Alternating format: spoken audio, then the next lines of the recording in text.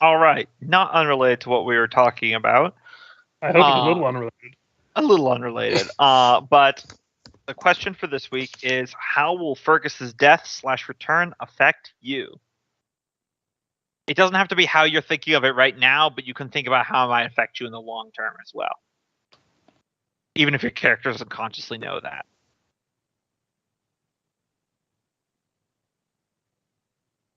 Well, I think it helps that none of us actually saw him die.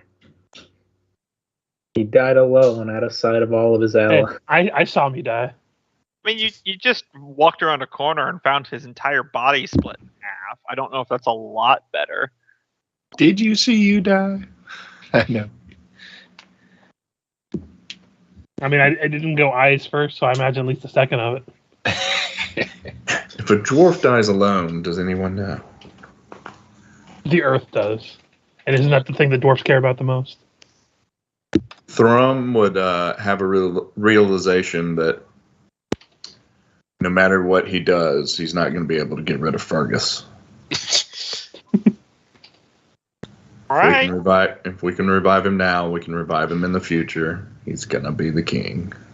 I mean... You're out of the... Yeah, we can't revive anyone else. Well, in the future, they will find a way. So what's there even to live for anymore?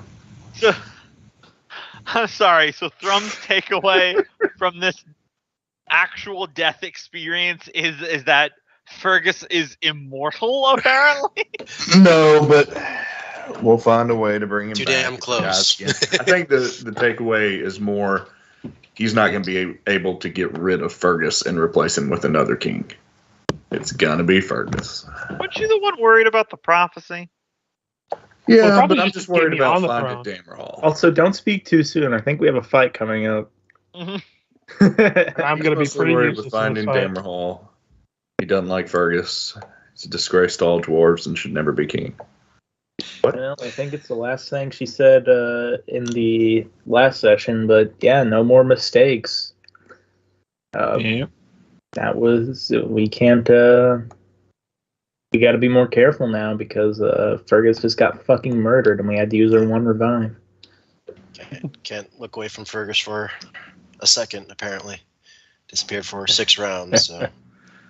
Oh, you silly bastards. You left me with the ring of invisibility. You're going to lose sight of me all the time. Fergus, on his end at least, will probably start making less jokes about how we're all going to die down here. Mm-hmm. Feels a little bit more morbid now that he's actually died down here. And wants to live long enough to be actually able to see the sun again. Other than the little sliver that we see when we actually leave into this little forest jungle. All right. So was that Taskell Nilgrim's actual answers, or was that just commentary? Nolgrim's would be have to keep be more diligent on protecting his companions. Be more mindful of your king. Right. And in character, both, much like Freya, we're down a safety net and deep in enemy territory. Yeah, it wasn't your one more kid. fuck up, it's game over, man. Game over, man.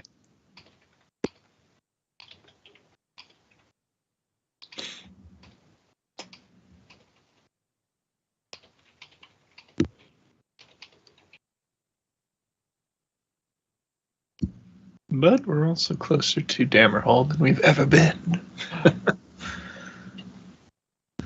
It's so far away. Uh-huh. Just remember all those stories of that the moth who flies close to the candle and then manages to capture the fire and live and die in old age. Hey, that's a good one. Ah, yes, the old story of the moth that flies too close to the candle and learns to harness his power and create a moth-like intelligent civilization. Like that story of the time that Icarus flew too high and turns out everything was okay. His father was stupid and then he got ice cream afterwards. The sun's like 1 billion trillion miles away, dumbass.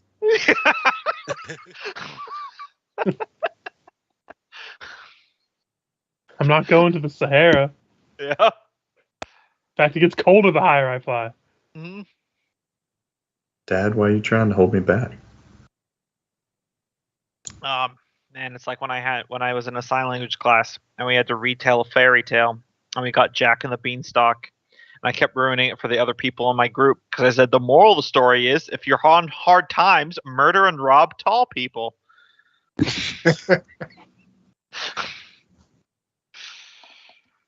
And at the other end, you got all those stories where people stopped forcing prophecies to happen accidentally. Mm-hmm.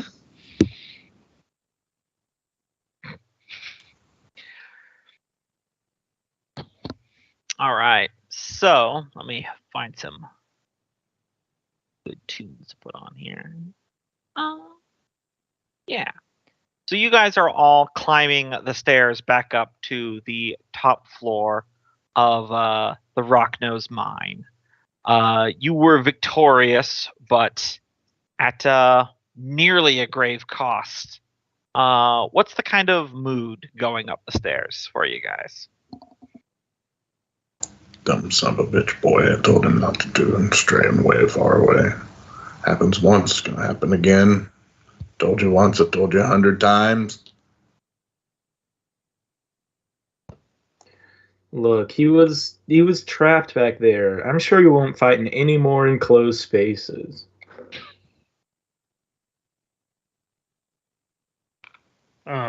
Fergus is probably like doing that 1,000-yard stare as he's like following people and stuff. Mm-hmm. But he's like trying to escape the sound of the ocean from what he uses like a death dream before he woke up. I mean, Did better you than meet the sound. God? Better than the sounds of your ribs being splayed open like a lab project. I mean, it might be the fact that maybe he heard his own blood in his ears. Yeah. Nolgrim's probably dreading whatever encounters waiting for them at the top of the stairs. Oh, you're worried about that? They're just drow. Out of character, Yeah. reminder, was it the demon fight where Fergus went down? Yes. Okay. Yeah. At least if he went down, it was to an end boss. So. Yeah. And It that wasn't- was... At least it wasn't Wet Papa Grizzle or something. Yes, he died to a definitively very dry Danny.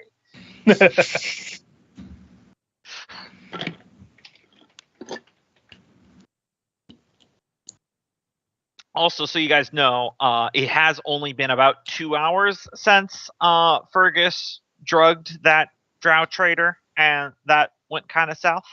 So Mhm. 2.5 hours. So it's been a full day. An eventful day for sure. Mm-hmm. So what do you think the chances are we are going to have to fight the drow? Slim if we don't want to. But high if we don't want to give up the mines.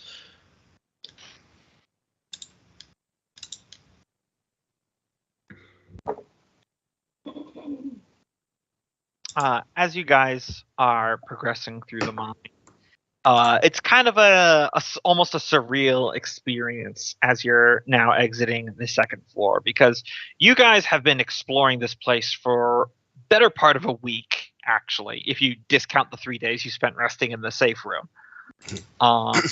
And you fought all manner of monsters, beasts, and traps, and a great demon and everything. And now this place is just still and empty and quiet. It's just truly an empty tomb now. And as you reach the top of the stairs to the first floor and you exit out the door, you do find Ivy and Miku still there, A-OK. They were watching the entrance tunnel to see what's going on with the drow. As you guys round the...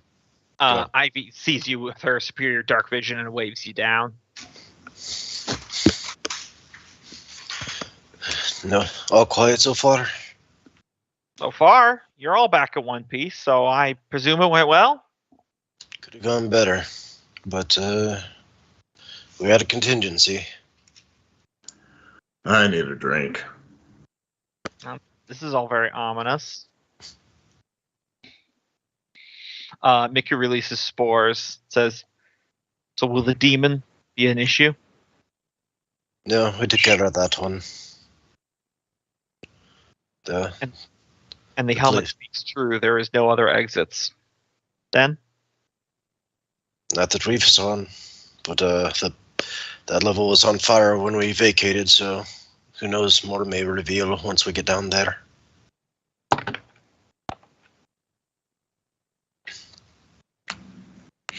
But who knows how long it'll burn for.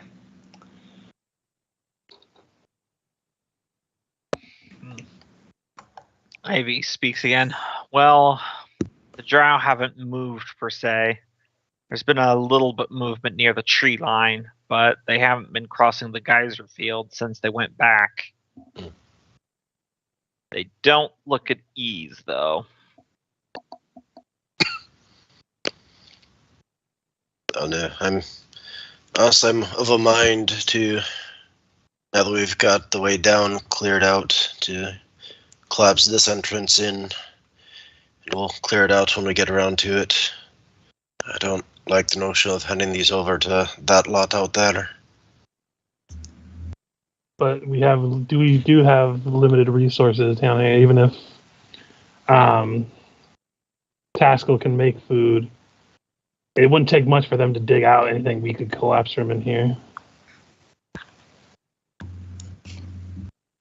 Well, so we could always take a look and see how extensive we could make it. Not a bad idea. Because, from the outside, if all they see is collapsed stone, they might give up early, not knowing how deep they truly have to dig. Are they willing to put in the effort? I don't know. But seems as the best chance we have to deterring them from coming in and occupying while we're away. I mean, I like Fergus is just like, I don't really see the point of trying to hold an empty mine after we've done what we came to do. He seems the type to be more holding a grudge towards us taking his prize after he's so painstakingly worked towards obtaining it without having to work too hard on it. What prize is this location? Honestly, this location can screw off for all I care, but well, I don't really know what is the point of us having this position if it's so empty and devoid of what was once made it a mine. Well, at this point, it is the waypoint to Dammerhall. Perhaps the only one for the time being. Gonwell, correct me if I'm wrong. Isn't our idea of where Dammerhall might lead pretty far from this direction? Yes. According to the Forge Friend Helm, the secret entrance to Dammerhall is on the far side of an area called the Sea of Ghosts, in the region called the Sunless Sea. According to the helmet, there is an entrance to the Sunless Sea in the southern part of the Earth's wound. You are definitive. I brought you guys to the map, so you guys should see you're definitively in the northern part. So, first, listen.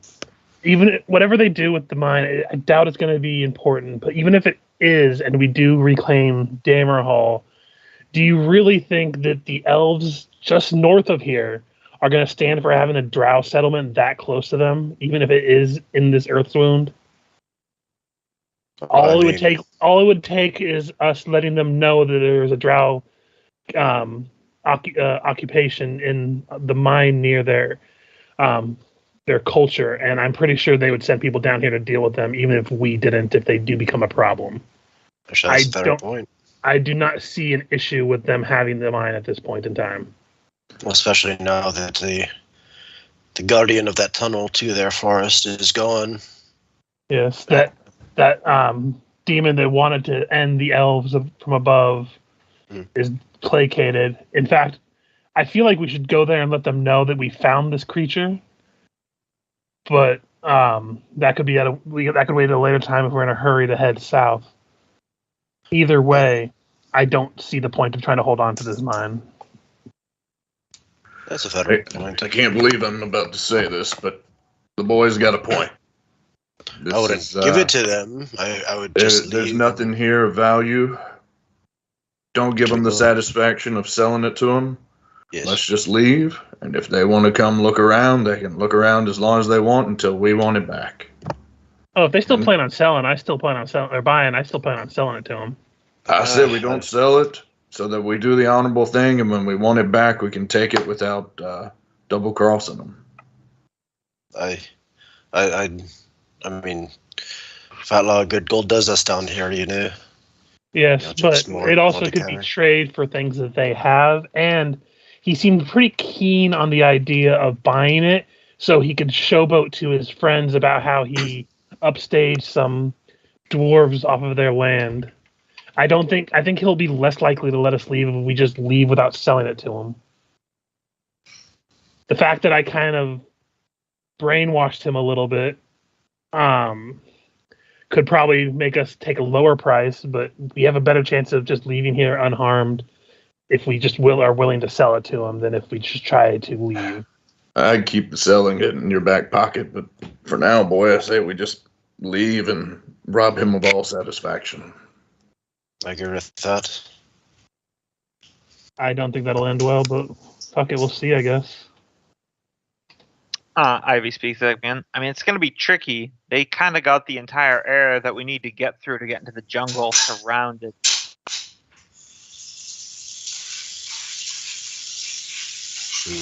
That is a fair point. Nogrim, how far can you shoot us out there, one by one? Like 400 feet or something. Yeah, he can get you past the geyser field, but then you're just going to be alone, surrounded by the caravan guards if it comes to a fight. Yeah, that'd be a terrible spot to... Yeah, like, you're all tough, but it's going to be pretty rough fighting a half dozen orcs, followed by a half dozen lizard folk, followed by a half dozen drow archers, all shooting you at once. Yeah, I was just seeing if he could teleport us past them. No. Or like, could he teleport us like somewhere maybe they wouldn't see, like past the geyser field, maybe an angle or. Here, I'll move you guys to the outside view map that I made for your strategery. Out of curiosity, would we have been able to determine how far below the elven settlement that demon was residing? Well, it wasn't directly below the elven settlement. It's a it's not directly way. below. But still, Long way. Gotcha. He seemed very keen on ending the elves. Mm-hmm. And like from what we gathered, he was chased away before. Yeah. By the elves, and he was basically gathering power down here to cause them problems again.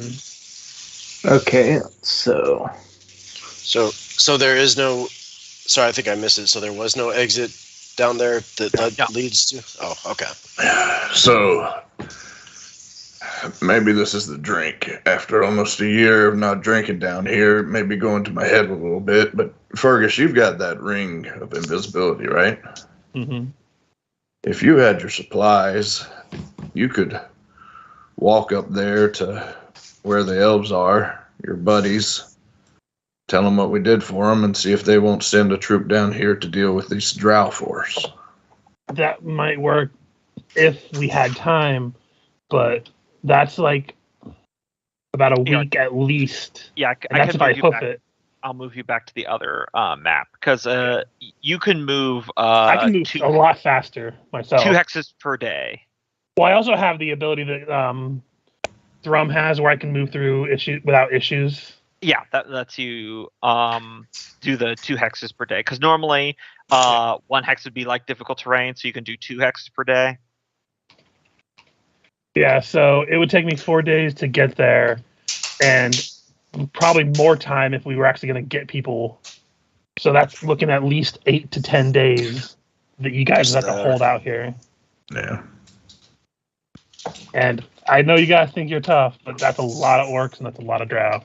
And they have that one that's a tiefling that seems tricksy. And then Fergus would also have to, this is Ivy saying, would have to also, Ivy says, then Fergus would also have to face the jungle alone. He's learned a lot, though. Yeah, but I'm not really feeling that great after that rib tickling good time downstairs. Yeah, I wouldn't want to leave him unguarded, especially. Like, let's put it this way: if we get into a fight, I'm probably going to be useless to everybody.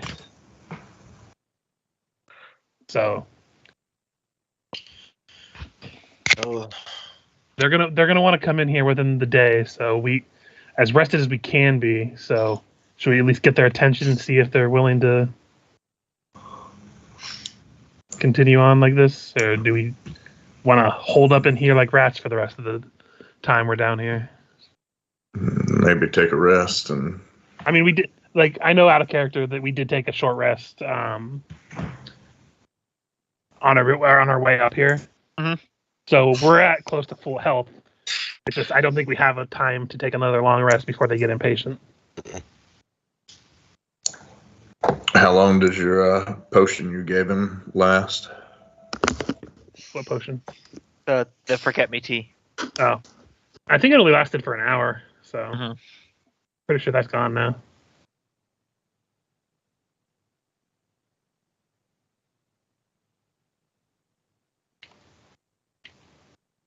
How long have we been awake?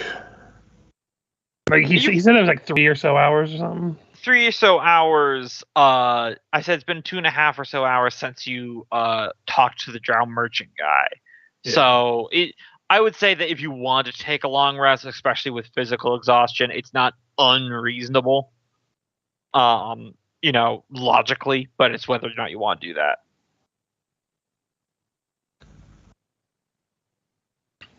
I just didn't know if it was that time of day. I mean, I hate to say that when you're underground because like we've only been awake. Dark, but like if we're going with that, we've only been awake for like what 6 hours. If we've only been awake for 6 hours, then never mind. True, but I mean, if you I do a lot If of you just die. A lot of physical labor in my job now, and let me tell you, like if you work hard enough, you could just go to sleep anytime. yeah.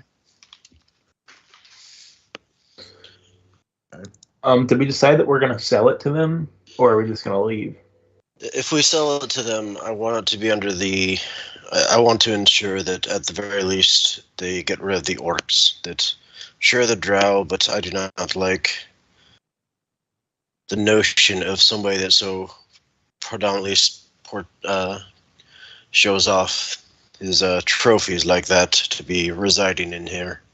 Oh, I hate to tell you this, but we already negotiated with them. Yeah, we negotiated at length a couple sessions ago. So Well, all the talk we could get convince them of is out. So, which is why personally I'm in favor of just not selling it to them, letting them pilfer it if they want, but then retaining the right to come back later. And yeah, there's not much to pilfer. I don't know what the drow are going to do with it, except for the fact that I do remember when I had, God, I can't remember his name right now, but Drowy McDrowerface, under the suggestion of the tea.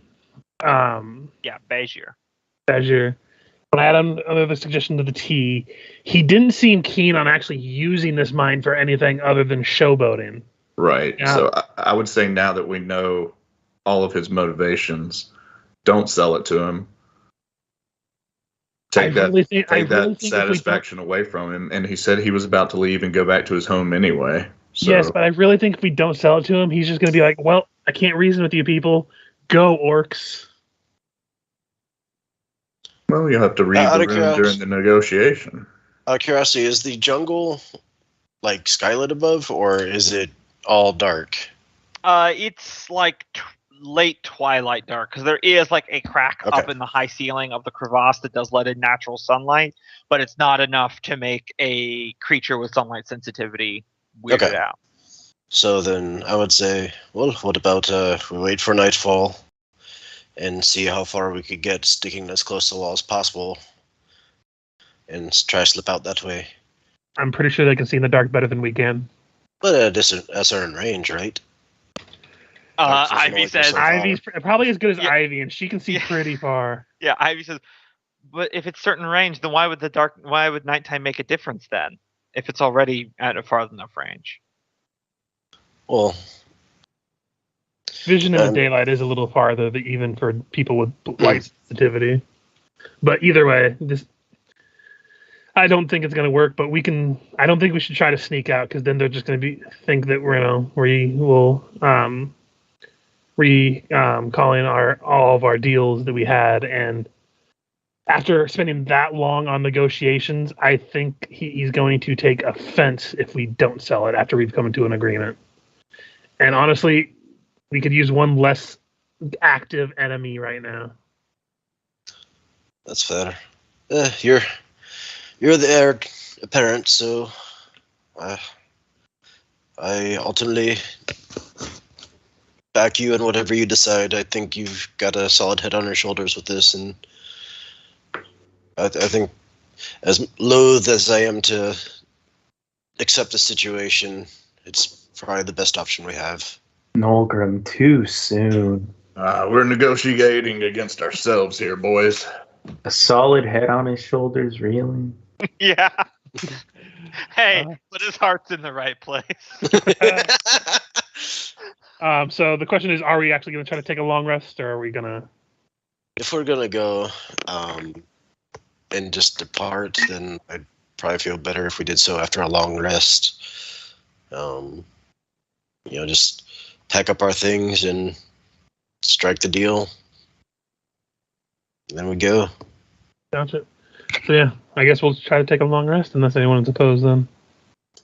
If you want, I could send another letter to them, say that we are preparing to depart.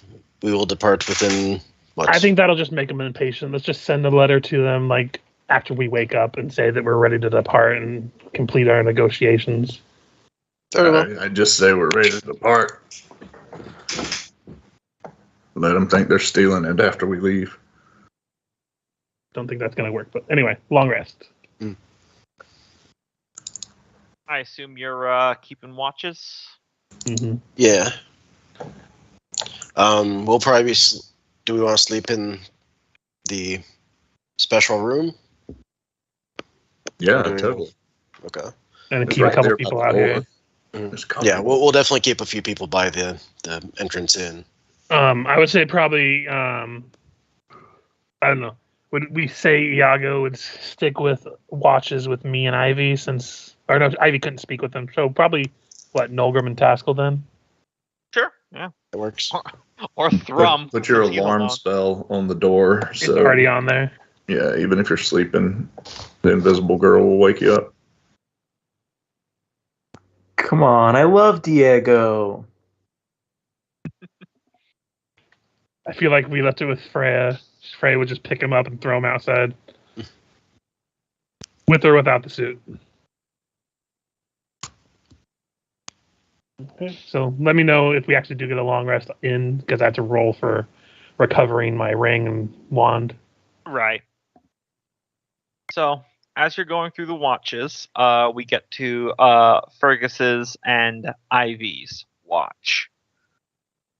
And you're sitting there looking out, and Ivy's kind of like eyeing you for a second, and goes, okay, so I'm not stupid. I can pick up on subtext. What went down there? Because no one's talking about it, but something happened. The fuck is rib tickling?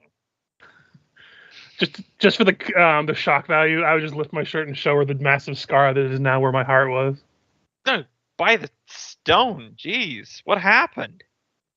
Oh, some fingers went in. My chest got spread apart. I died.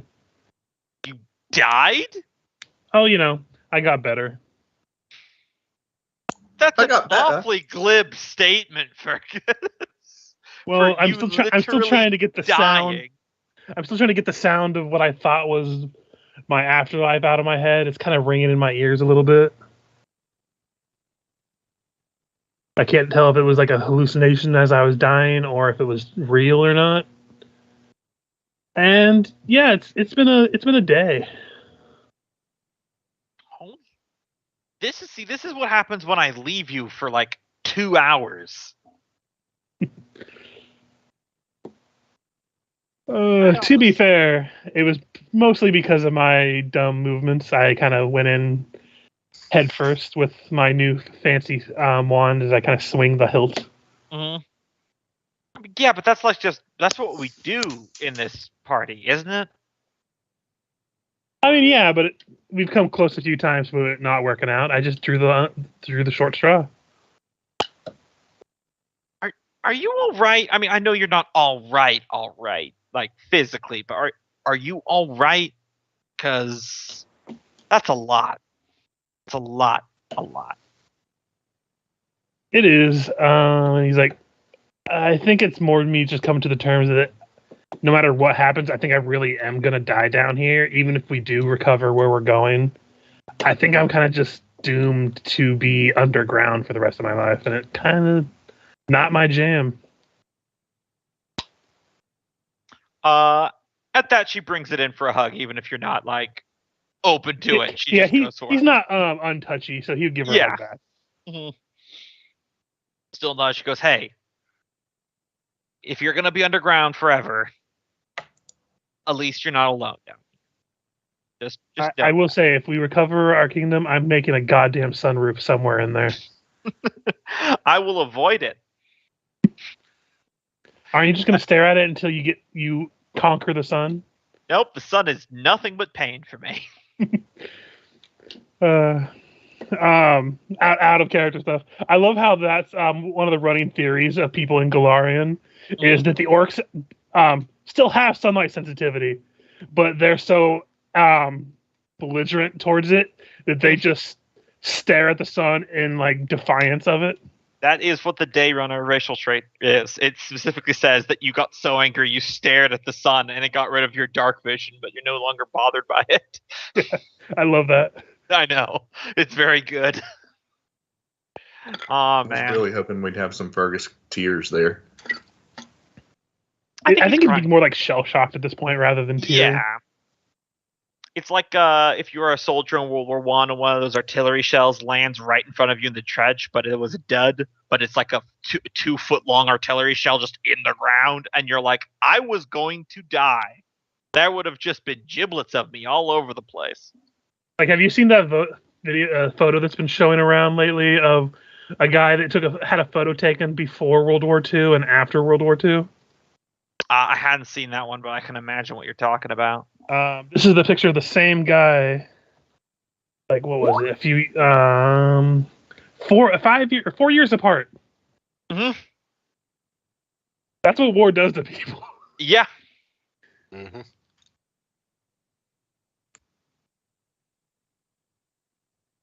Like, that looks like a completely different person. Yep. To quote an old history teacher I had, he says you can always tell in these big military photos the people who never actually saw combat because they're the only ones smiling. Mm-hmm. Or if you asked my grandfather what he thought of being in World War II, he just says it was loud. Mm-hmm. So, like, yeah, it's that's very, all like, he'd ever say. It's very polar opposites. They're either the people who do talk about war all the time after they got out of war, which are usually the ones that were on like either on like ships or away from combat, or the people who were in the thick of it. They just either say one or two things, or they kind of just stare after you ask them about it.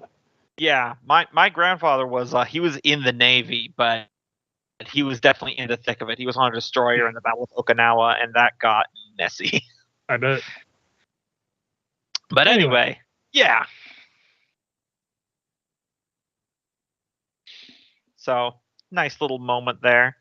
Mm-hmm. Thrum, you're sleeping. It's drawing close to your shift. Are you dreaming about anything, Thrum? Yes. Okay. His seventh wife. I was about to ask which ex-wife. No, those are nightmares. He didn't ask if you were having a nice dream. Yeah. He's having a nice dream. He's following an underground stream. He's alone. He's just walking through the pebbles, exploring it.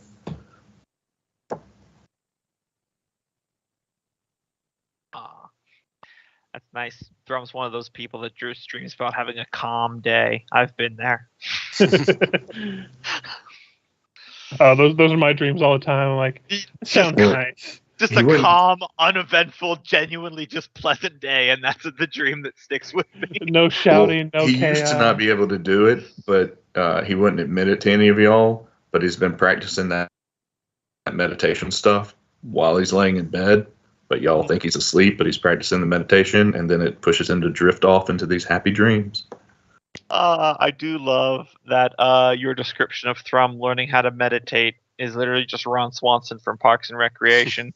Where it's not like, I just stood there absolutely still and thought of nothing for an hour and a half. I don't know what these other guys were doing.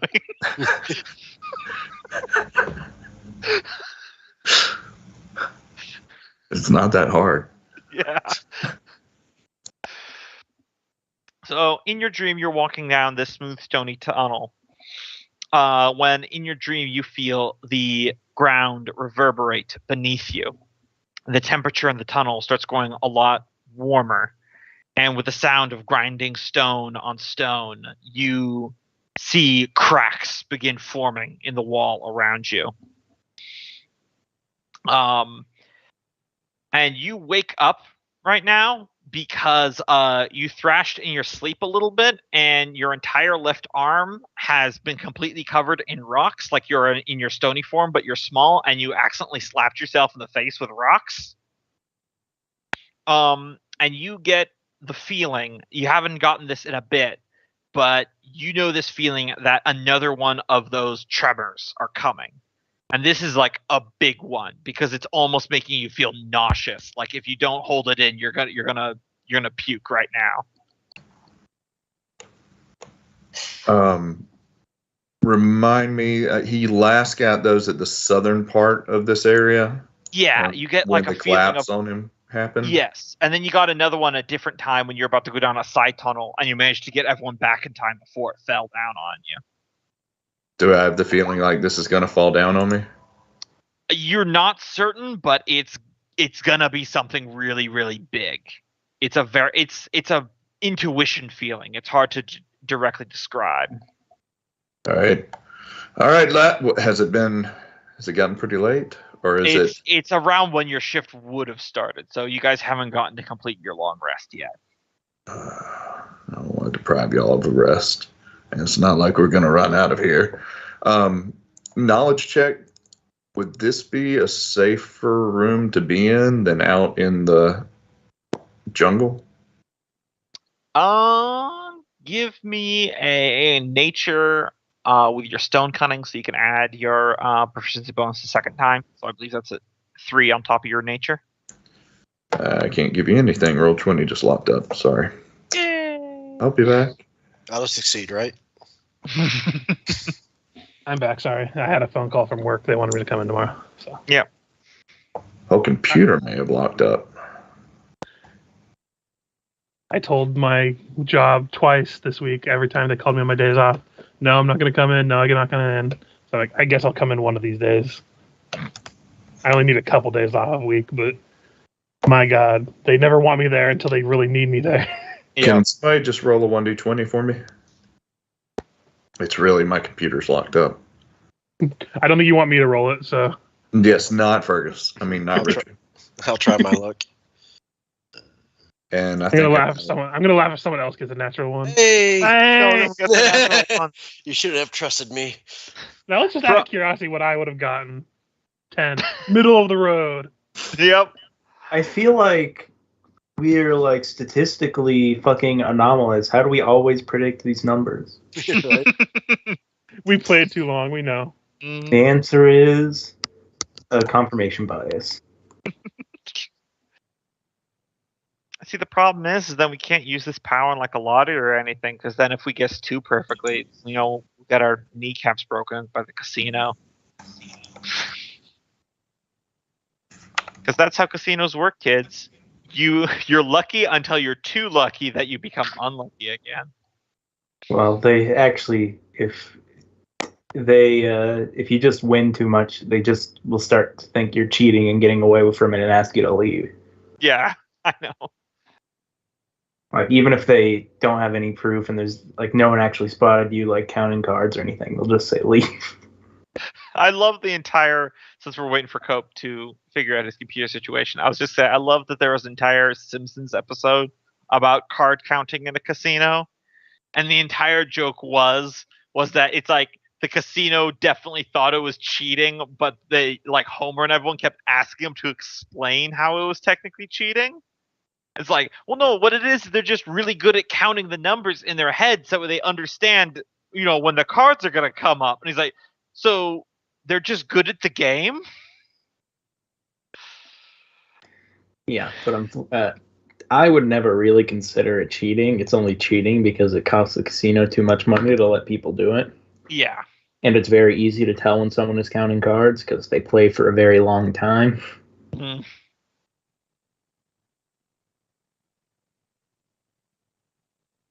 Because that's the only way to make it profitable is to play for a pretty long stretch of time. Hey, I'm having to do a hard reboot, so I'm on my phone. All right. Well, with the natural one that Loki was kind enough to roll for you, you have absolutely no idea if the place you're in is going to be safe or not. All you know is that this Trevor's come. It's going to be sizable, very, very big. When the last two, when I had these dreams, were they very soon after? I feel like the first was happening over the weeks. It was like minutes. Oh, then I'm waking everyone up. Mm. Yep, Ellis, she's unstable. We've got to get out of here. Nolgrim, when Thrum wakes you up, he probably doesn't notice it, but like half of his face is made of rocks. What? Why are you transforming? Are we under attack? Nolgrim will get up and just assume that they're making a push for the gate. We've got a tremor coming again. This is the biggest one I've felt. I don't know if it's safer for us to stay in here, or down below, or get out into the jungle. But it's going to be a whopper. All right, let's get our way up then, and Nolgrim will help rouse the troops, as it were. Is there a... let me see, can I roll? Good at engineering. Do you know if this, if we stand a better chance in this mine, in this room?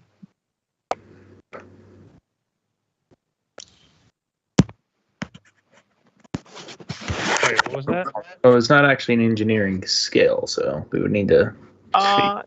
You could use I'll say you can use Tinker Tools. I'm going to bend the rules in that one if you want. Okay. With stone cutting, of course. You could also probably use, like, not masons. There's another tool that's for, like, building. I can't remember. Yeah, like stone carvers or something.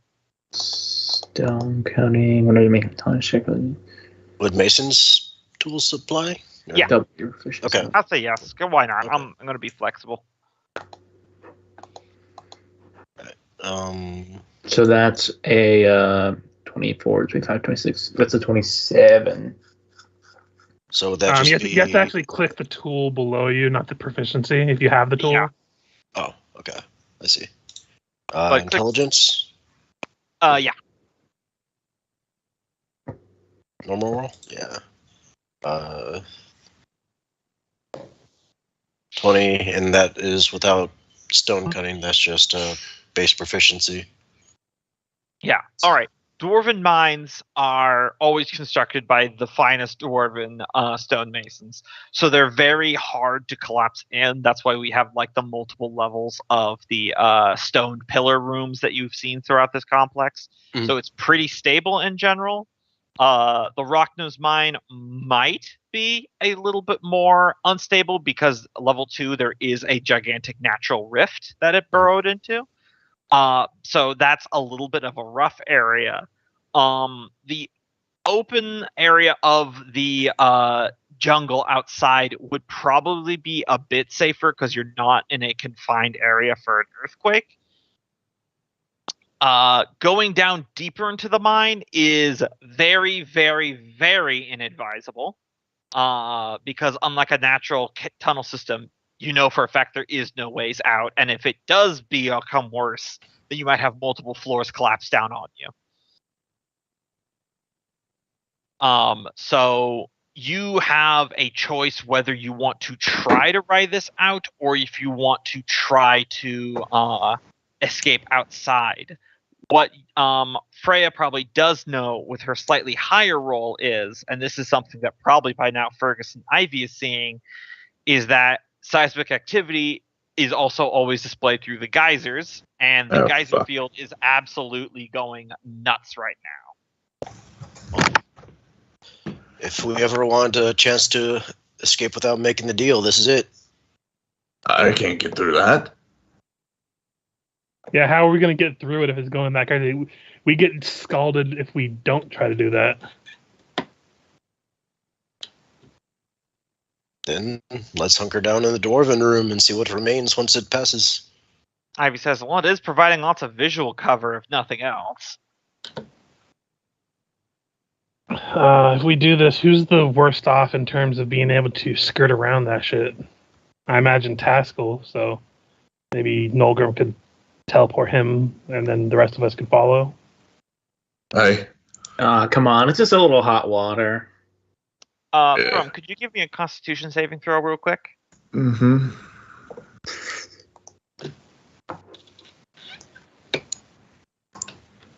Yeah, you fully double over and just retch out your dinner on the ground real quick. Hold up, boys. Grab your shit and go. All right. Little pebbles are starting to bounce off of your guys' heads. Let's go. As you're starting to hear an audible shaking from the earth. The geyser field is gushing, and you notice that there are like mounds starting to form as the softer ground outside is beginning to become uneven. Do I get the bad feeling about being where I am or trying to run through the field? It's not that specific. It's just your feelings aren't so much about where you're in danger as much as it's going to happen. As I am erupting. Yeah. Alright, he's going to start running towards the geysers. If nothing else, you're right. This will be our distraction. Stick close to the wall. As we turn in to leave, I just turn back around real quick and just give a couple middle fingers to this whole cave. We would try, or Nolgrim would insist on taking time to close that dwarven door and locking it behind us. Yeah, of course. Yeah. Good call. Wait, I left my keys in there. Shit. Shoot. All right. Are we going south or north? I wrote south. South. Well, you have to get across the geyser field first. Right, but we could stick to a wall in one direction or the other, right? Yeah, what are we going to have for lunch tomorrow? I vote north because they're not going to chase us into normal elven lands. So we can lose them if they do try to chase us. Works for me. If they even know the normal elves are up there. If they don't, they're in for an unpleasant surprise. Mm-hmm. So north works for me. Let's go. By the way, would we have gotten a long rest or no? No, this was interrupted. Okay. It just affects my roll, so I needed to know. Yep. No problem. Sorry, Fergus. You also know, I was just going to let you know about your plan about going north, that the gap here is only about like 5 feet wide. So if you need a defensible position, that's about as good as it's going to get. Mm-hmm. So as you guys head out, the geyser fields are going bananas. The blasts aren't so much more frequent as much as they are constant. Mm-hmm. I will need everyone to give me a dexterity saving throw and a perception check.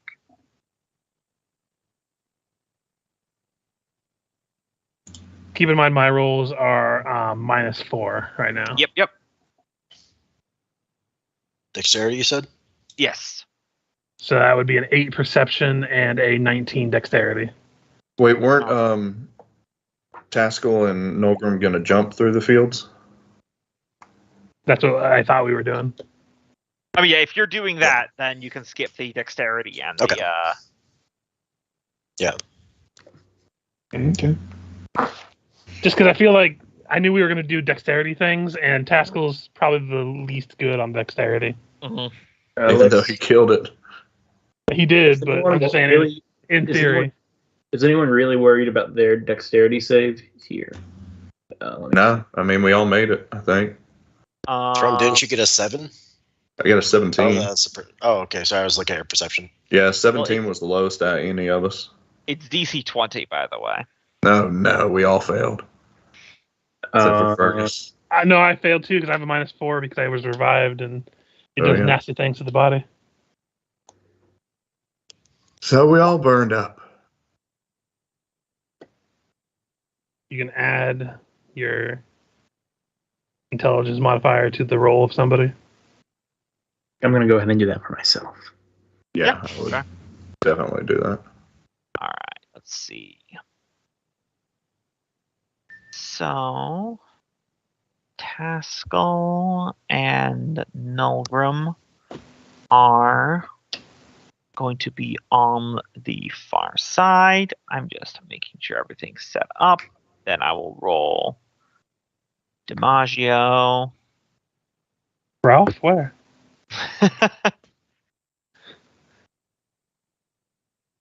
Sweep the leg.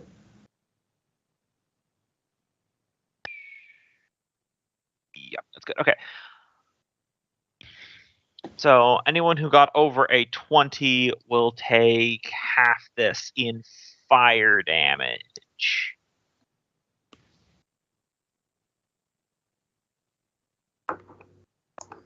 Also, probably you would have been able to completely repair your suit, even with your incomplete long rest there, Freya. Because I believe you did it over your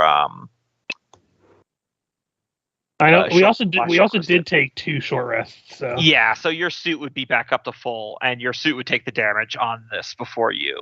So you know, Michael. Okay. I'm not sure if it applies for anything, by the way, but I would be using my full speed that I could to clear these geyser fields fast in case it matters. Yeah, I assume so. That's why I lowered what the damage would have been. I see you. So Nulgrim and Thrum, you teleport to the far side, correct? Mhm.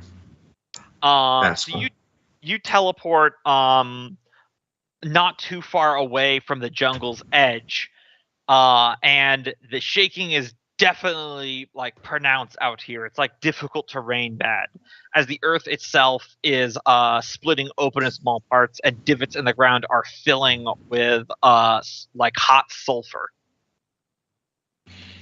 Shit.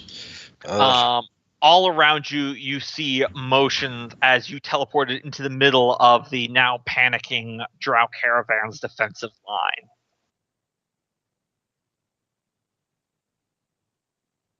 Do we wait for the others?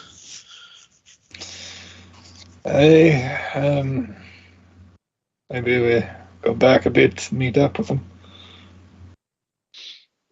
Yeah, I didn't realize that it was a solid defensive line all the way across.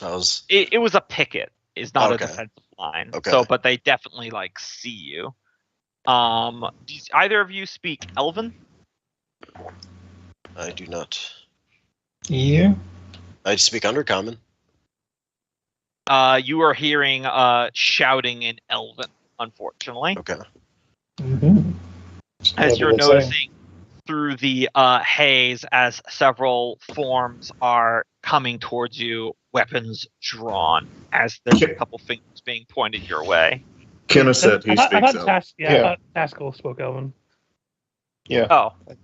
Oh.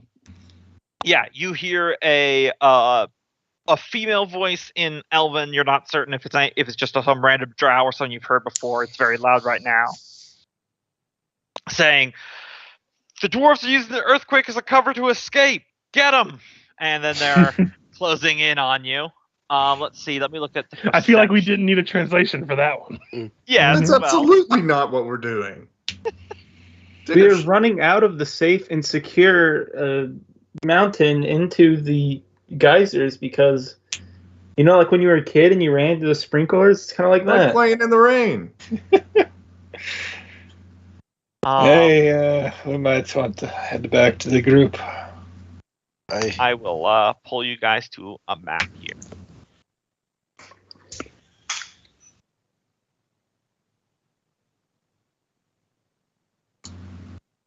You guys seeing this?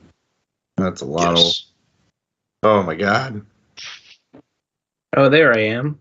This is the worst pinball machine ever. So you guys know, this edge of the map over here is escape.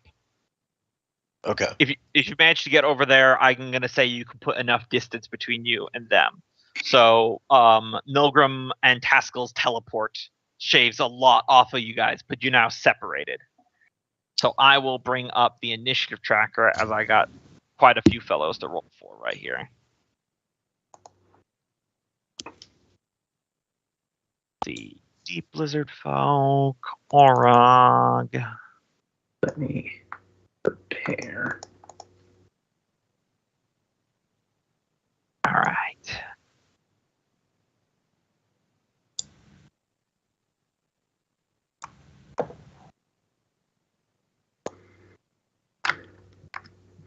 So how much would we have healed from the extended or the interrupted long rest? If you have any hit dice, I'll let you take the short rest equivalent. Your suit could be filled up no matter what, because you guys took like 2 short rests. Yeah.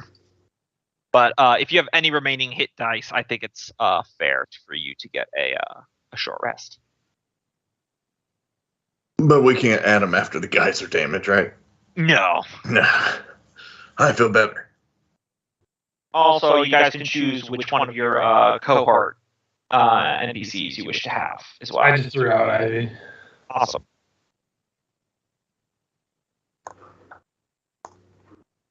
Do you think the raging damage sponge will be better punching through this? I mean, you throw him out there if you want. I just didn't see anybody, so I dragged the nearest person out. Yeah, I would say let's go with Miku. Miku. Yeah. Okay, so just go ahead and delete her off initiative if she's still on there, but I think deleting her removed her. Yep, deleting the token removed it. Yep. There we go. So now Thrum can roll the initiative for Miku. Feel like the barbarian should control the barbarian. Yep, it's always fair. Synergy. Side note, because this is just me to my home, I'm very proud of how this map came out. It is really cool looking map. I can't for the life. I keep trying, but I can never seem to make maps work the way I want them to. The dungeon draft one helps a little bit, but yeah. I will tell you this, especially since I no longer work there. This map cost officially about 15 hours of paid time while I was working at home at Activision. As I straight up ignored my job to work on this instead. Money well earned. Fuck those guys. Anyway.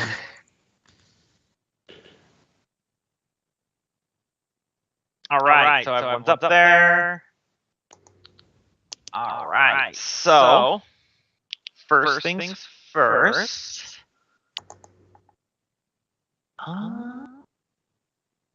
Okay.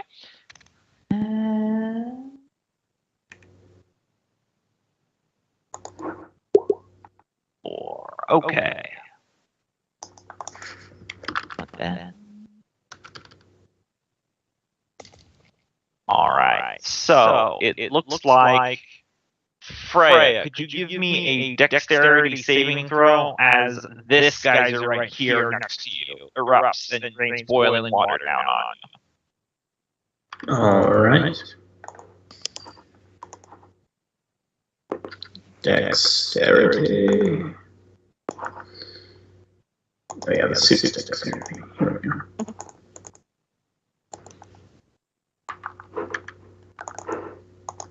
It's just a flat D20.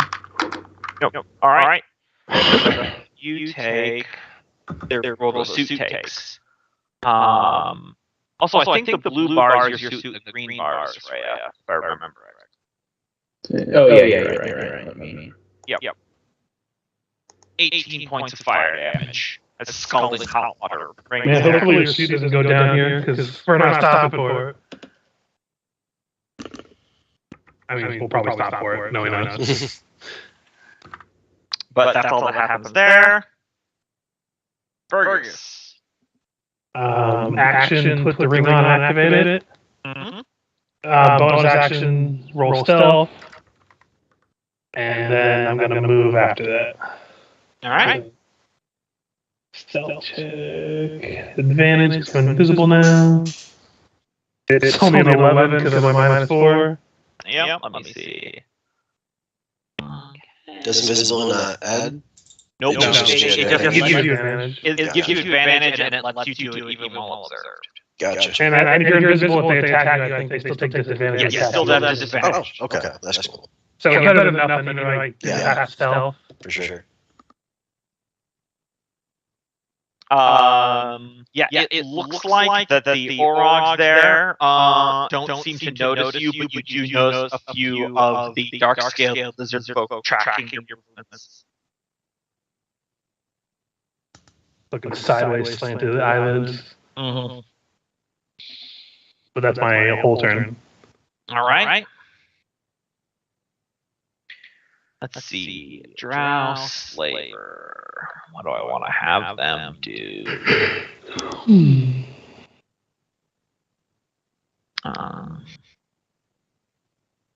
Gonna step up here and hold an action. I'm going to step here and hold an action. These Drow veterans, though, these two ones here at the center are going to turn around, and one's going to fire 2 arrows, 2 at Taskell, 2 at Milgram. So first Taskell, 1, 2, and Milgram, 1, 2. Hit and miss. All right, so you take 6 piercing damage and need to give a DC 13 Constitution saving throw at advantage because you're a dwarf, or you get tranked. Okay, you're not tranked.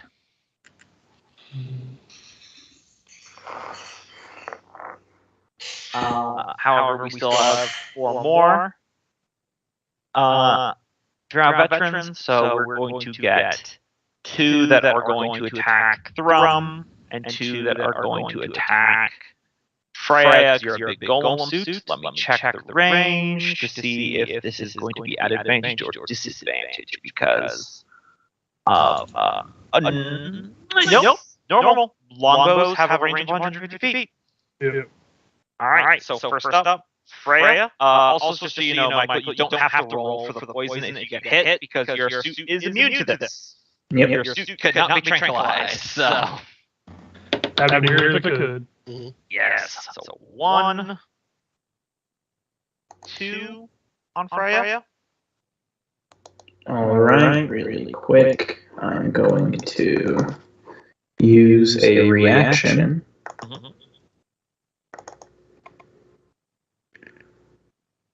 Let me see if that would work. There's still one that crits. It's going to hit no matter what. Yeah, if you have shield, I believe that would, because your AC is 18, so upping it would shield. It would give you like a +5 to your AC. Yeah. So instead of shield, I think what I'm going to cast is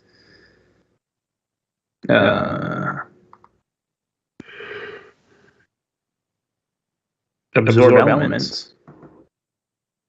I'm not doing any elemental damage. That would have been really good when you got hit by the geyser. I don't see anywhere where it specifies. It says the triggering damage. I don't see anywhere where it specifies elemental damage. The triggering damage type. Yeah, I guess that's true. That's interesting. Not what I expected, but yeah, I guess you're right. I absorb elements of piercing. I hate to rain on your parade, but the full casting time says 1 reaction when you take acid, cold, fire, lightning, or thunder damage. Oh, there it is. I thought that's what it was. I'm on that 5e Tools website. Okay, so it doesn't say that on here. It doesn't say it on the description. It says on the casting time in the book, apparently. I don't know why it says it that way, but you could still shield if you want to nullify the 19. If you have that. Yeah, I'll go and shield. Okay, so then this will just be the 8 piercing damage. Not too bad. Pretty low damage roll, actually. Hmm. All right, and now on Thrum. 1, 2. I mentioned those both hit. Yep. 10 piercing damage. 10 piercing damage. And give me those con saves at advantage. All right, that's one pass. Second pass. You're not tranquilized in a geyser field. Not yet. And that's their turn. Thrum. Thrum's gonna rage. Mm-hmm. Because it's all the rage.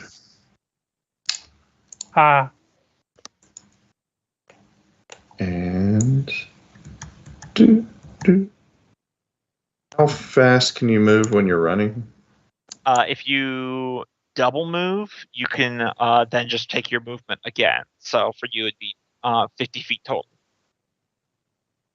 Because this isn't Pathfinder. There's no run speed. You just move and then you move again. Okay. Well, double move. All right. Bullrog turn. This one is going to step up to meet Thrum head on.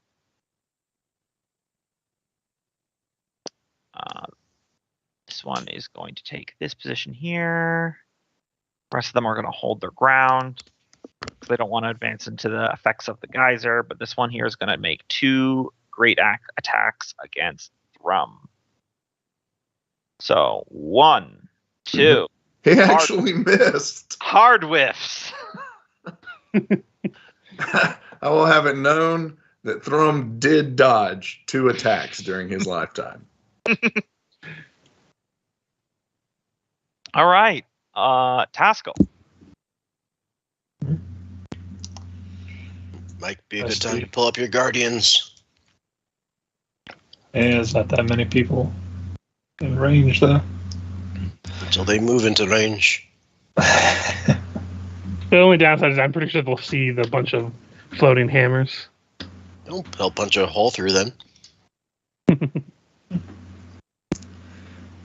Well, me, I'm going to come up here and teach him a couple things, hopefully. We should run away. That'll hit. 7. 7 damage. Nice. They have no special resistances or immunities, but they are pretty tough. Mm-hmm.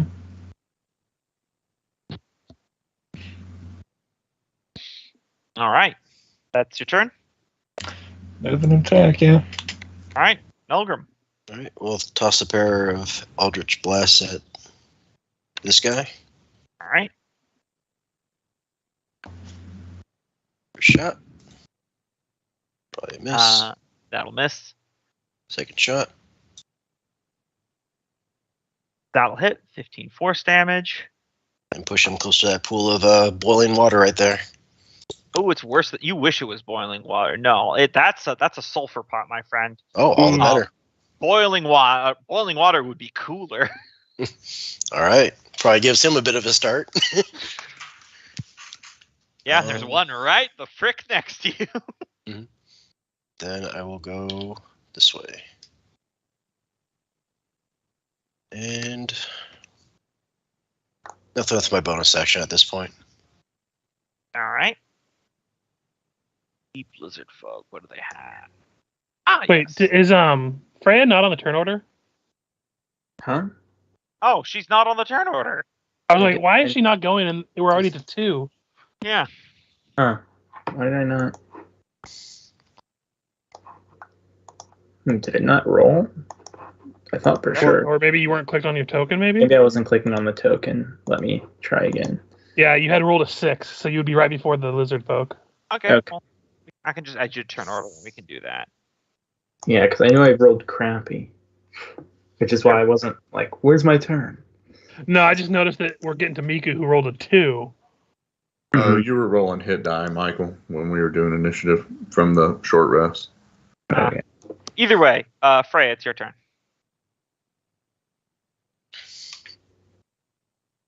All right. Let's see. too far spread apart. Let me zoom out. You guys should really be in smaller clumps. Be sure to talk to their tactician about this afterwards and give them some critiques. Of course.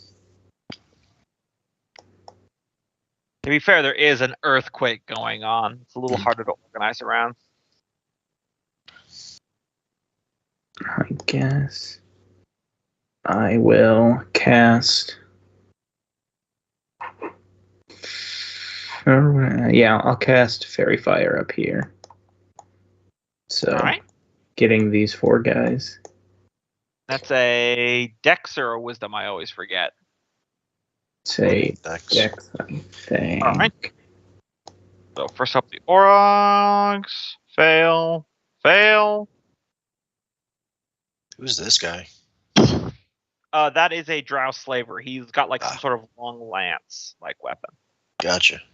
Okay. All right. Next up is the lizard folk. 14. Fail. Fail. All right. It's on the bottom there. It's 16. Nice. And finally, the slaver. Fail. They all fail. Fail, fail, fail.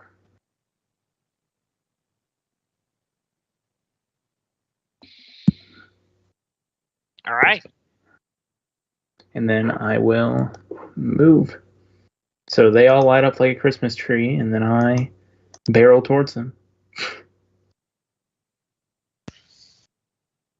All right. Now it is the deep lizard folks' turn. Let's see. Yeah, so they're all going to throw, like these 3 to the north here are all going to throw javelins at Freya, while these 3 down here are going to throw javelins at Miku. However, these are all their long range, so they're going to be a disadvantage, so don't expect a lot from this. So first up, Freya. 1, It's a miss. 2, 3. Miss. And then, yeah, I see your joke there, Richard. And now against Miku. Oh, that one might actually hit. Oh, yeah. So that's 3 piercing damage against Miku. Miss. Miss. Was there any others? Oh, here we go. There's 2 over here that have a shot on Thrum. That are... I'm pretty sure those are not a disadvantage. They also do see me, I think, because they're the ones that noticed through my. Yes, you're right. invisibility. So these 2 are going to throw at Fergus, but even that's going to be a disadvantage, both for range and Invisibility. visibility. So, uno, dos. Miss. All right. Luckily for you, they can't multi-attack with their ranged attacks, but that's their turn. So it's just a whole load of javelins fly at you guys. Now it's Miku's turn. All right, Miku's gonna range. Oh, wow. That's a lot of echo. He has sorry. ascended to the next level of power. Well, remember when Miku Oh. talks, he's in your head. That's No, good. the thing is, Cope, you need to have both audios going at the same time if you ever play a spiritualist, like the ones that like fuse with their spirit. So when you're talking, you just hear that together at the same time. Yes. All right. Miku is going to run up here and 25. Yeah, because he can Wait, move he's through. gonna longer. Yeah, he can move 30. All right, that's 30. And he doesn't quite know what our plan is, so he is going to keep right there. Double move, get out of the geysers. All right. And he started his rage. Yeah. All right. Happy fun times.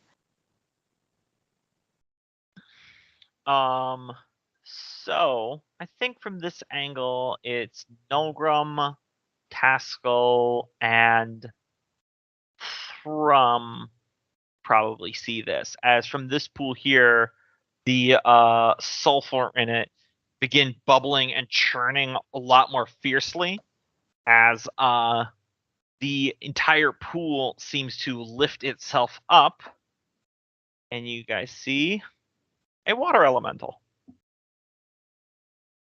As I will roll for it. A sulfur elemental, if you will. Mm-hmm. So is this like a poo man? No, it is just a water elemental. It separated itself from the sulfur. That'll happen after Furious. And it looks like the caravan people are just as surprised as you guys are to see that suddenly materialize. So take that for what you will. Now, before anything else, all right. So it looks like yes. Okay. Dexterity saving throws from Thrum, Miku, and Freya as some geysers go off near you. If you guys are wondering, all these little water circles there are geysers. And they're numbered, I'm sure, on the GM They're layer. numbered on the GM layer, yeah. And then it's everything within 15 feet of the one that I roll. So Fergus is not next to one that went off this round. All right. Thrum passes, so he'll take half damage. Freya does not. All right. So this is going to be fire damage. Ooh, 15 again. So Thrum, you can take half of that since your rage does not block that. And Freya, if you want, this can be one that you can use your absorb elements on. So you can have that damage, and then the first time you hit, you'll do an extra 1d6 fire damage.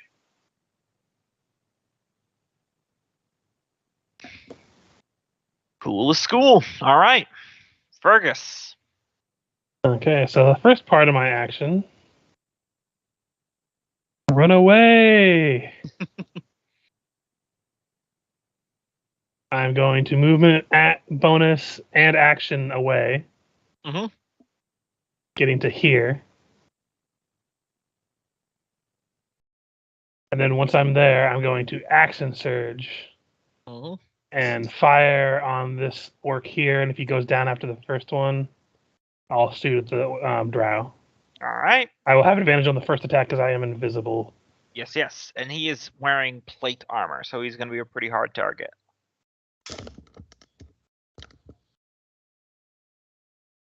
That'll be a 20 total. That'll still hit. Okay. With sneak attack, that'll be 21 points. Wait, 23 points. 23 points. He is still up. Okay, I will fire on him again. This one will not be at advantage and no sneak attack, obviously. Mm-hmm. That'll miss. Yep. But I am now visible. That'll be my turn. Water elemental. Let's see. Don't you get a move with your action surge? Nope, it's just a action surge just gives you another action, like basically equivalent to a standard action in Pathfinder. Oh, gotcha. Just another attack. It doesn't give me another bonus or anything else. It's just an extra action to do things. So that gives me an extra 2 attacks, which is why I can attack 4 times in a turn if I really want to. So let's watch the water elemental crack these guys like glow sticks. Yep, it's going to start with the slaver. Thanks to fairy fire, it does have advantage. Yep. So 1, that'll hit. 2, that'll hit. So that will be 28 damage. That slaver is not looking too good, but it is still barely alive. As just this thing's still hot water body just starts forming into fists and just pummeling the shit out of it. Seeing that it attacked them and realizing that they can't actually see Freya's expression inside of the suit, she's going to go, "Good job on the summon, Thrum." I'm bringing the mountain to fight for us.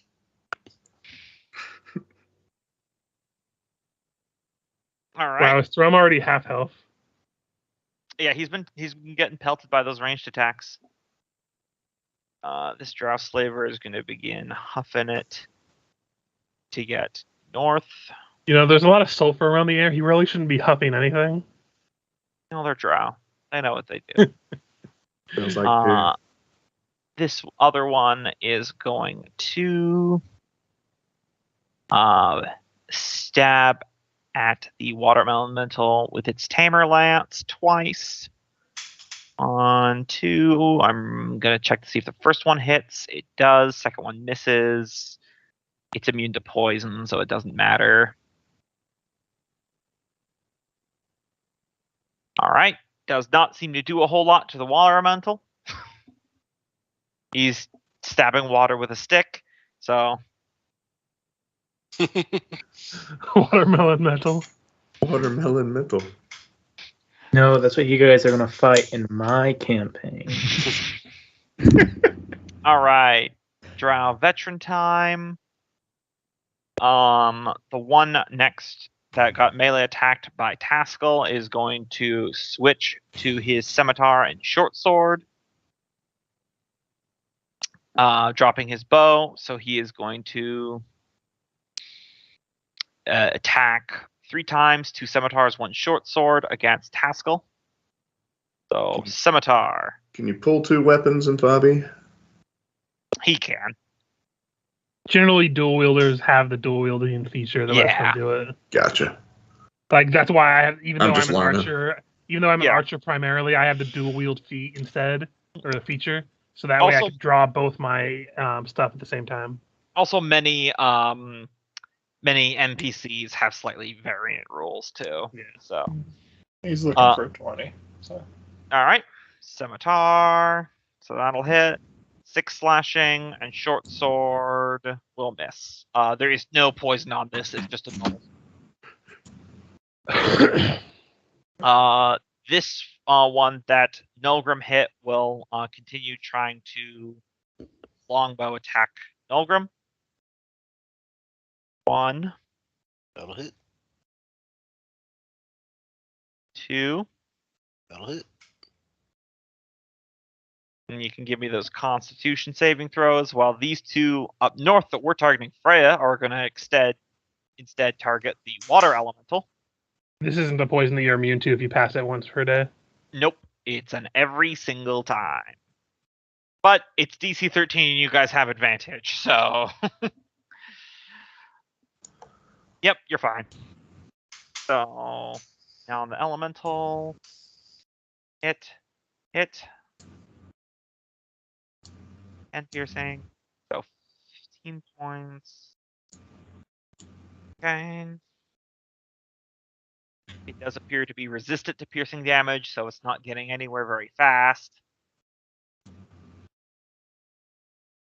And now these ones here.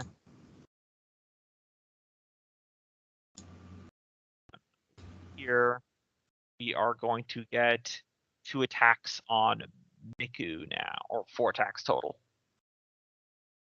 Yeah, because these veterans are actually pretty badass. So this is all going to be on Miku. 1, 2, 3, 4. I think the 2 of 18. them hit. The 14 and the 18 hit. Gotcha. So he's immune to the poison condition, so you don't have to roll for him.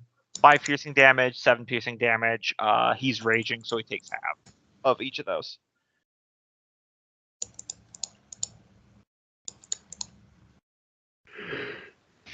And it is Thrum's turn. All right. Thrum's going to try and grab this guy in front of him. Is he in plate armor too? Yeah, he's in plate.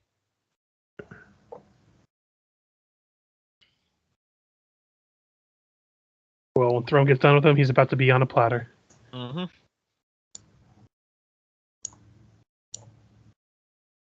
All right, so if you're grabbing him, Wow, that was 2 terrible rolls. I don't think I'm going to make it. and his roll is good. You do have multi-attack, so you still got another one. It ruins my plan, but yeah, I'll grab him, try again. I mean, or you could just punch him, or run, or whatever you want to do.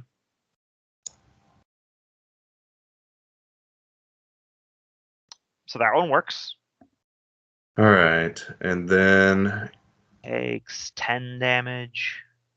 Yeah. And then punch him in the face one time with a bonus action. Where's my punch? There it is. That will not get through his armor. Alright.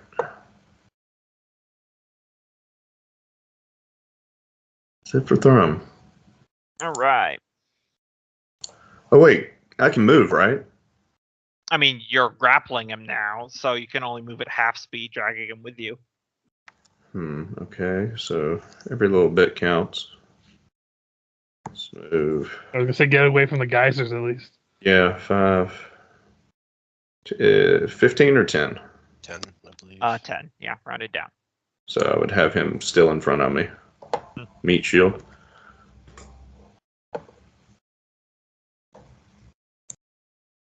All right. It is their turn now. So let's just get this out of the way. The one that's being grappled by Thrum is going to try to break out. 16.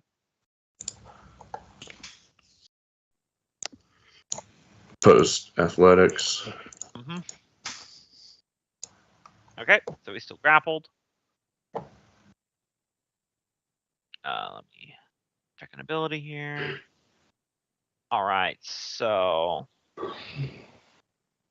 fun fact, they have an ability called aggressive, which as long as they're moving towards an enemy, they can bonus action move their speed. So this one can get into range.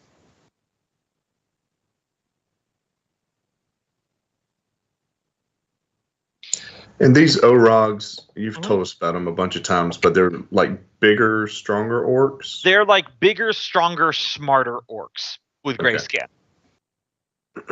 They essentially live in the Underdark, and through sheer survival of the fittest, they have become badasses. And their skin is getting pale. I gotcha.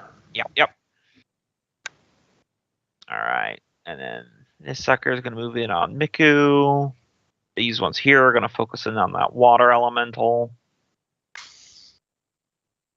Oh yeah, and there's this other one here, which will also dogpile on the wall. So, got a whole slew of attack rolls real quick.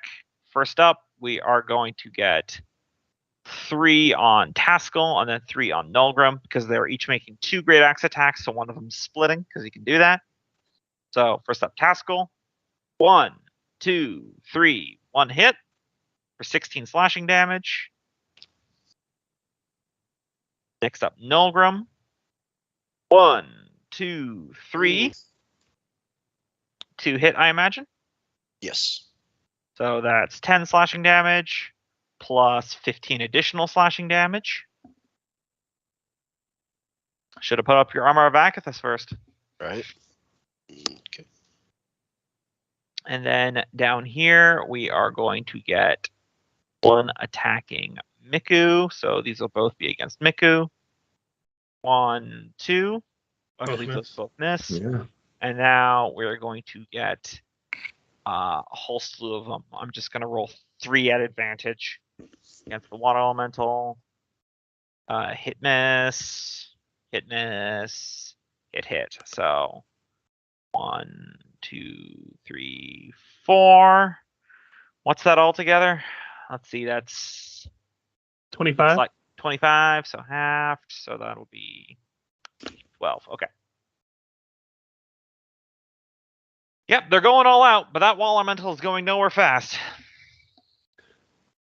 Just wait till they're surrounding them and they're gonna like get a whirlpool going on or something. Mm-hmm.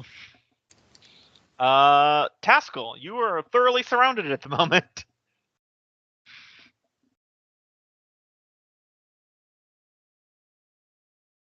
Kenneth? Suppose I might as well use my last 3rd level slot to Spirit Guardians up. Don't know if it'll last, but I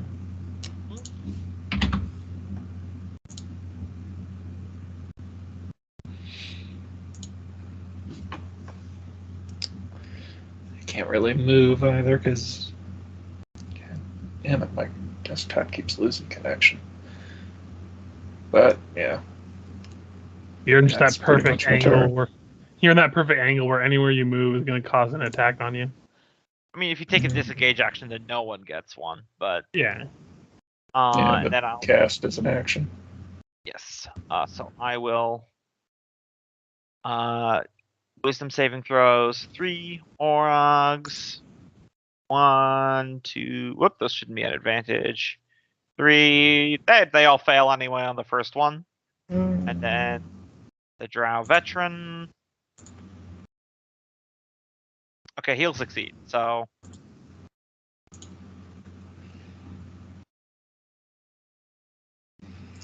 And actually, they're looking, I guess, for a 16. I thought it had gone up a little bit, but yeah. So the one of the 3 Orogs succeeds. Well, Oh, he no, said no. they weren't supposed to be at advantage. yeah, they weren't supposed to be at advantage. So I rolled a 3, a 7, and a 3. I figured those all failed. Yeah. The Drow then got a natural 20. So And the one that I had damaged previously is still up. yes. Oh no, sorry, you damaged that one. Isn't involved in this melee. He ran over to fight the water elemental. Gotcha. I thought it was this one over here. Nope. It was a different one. Don't worry, they all look alike to me too. Wow. All right. Well, I mean, I wasn't gonna say it. Melgrim, I'll go you're ahead in the and, mosh pit. yep, cast Armor of Agathis on myself Mm-hmm. because I need them hit points. And then I will go ahead and hit, let's say, this one with my grudge. Okay. And yeah, I'm not going to move. Okay. Freya. Only a matter of time before those other lizard folks start closing in.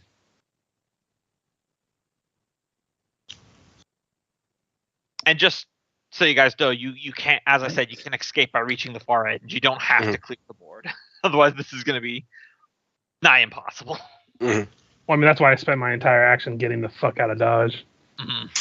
I just didn't want to abandon everybody. Yeah. Oh, yeah. All right. Attacking while someone's grappled, is that easier or harder? It is, I believe, it's either the same or it's easier. I'll double check. It's the same, I think. Yeah, I believe it's the same because it's restrained. It's when they're restrained that you have advantage. Yes. They just can't yep. move if they're It's grappled. the same. So, flat roll. All right, gonna come over here.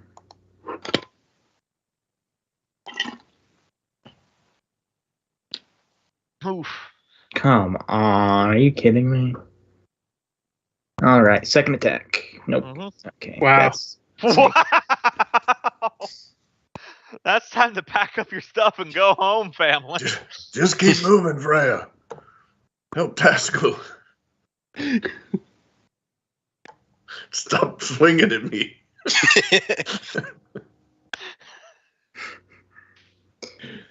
Oh, man. I think we were better off with Thrum having that butcher's cleaver. Alright, lizard folk. These ones are going to start hustling. Well, it's going to actually dash so it can get within melee range next round.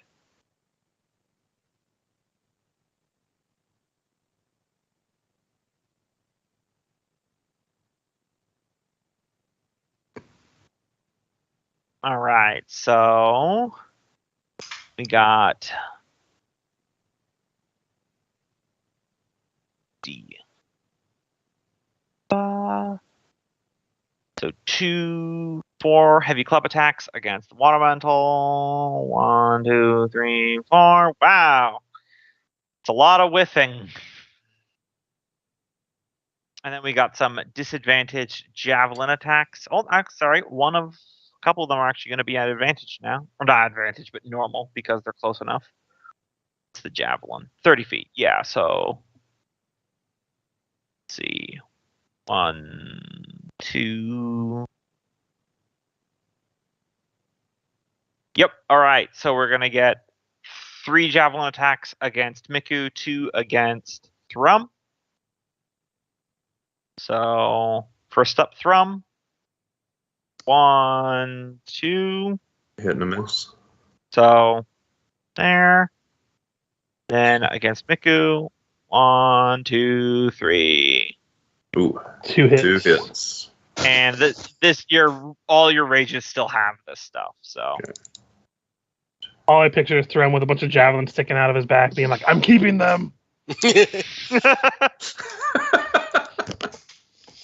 yeah. So all these Oh, lizard that's folk true. He needs some gather more around javelins. and start hurling javelins, and it's like a scene from the 300. It's Miku's go. All right, Miku. Withdrawal. You just state you're taking the withdrawal action, and then your second action is you move freely. Yep. Yeah. Yeah, you just have your standard amount of movement, the 30 feet Yes. for him. Yes. Okay. But you don't take Tell- any attacks when you're moving through enemies. Yep. You can tell him to go help Fergus. I mean, Nogrim.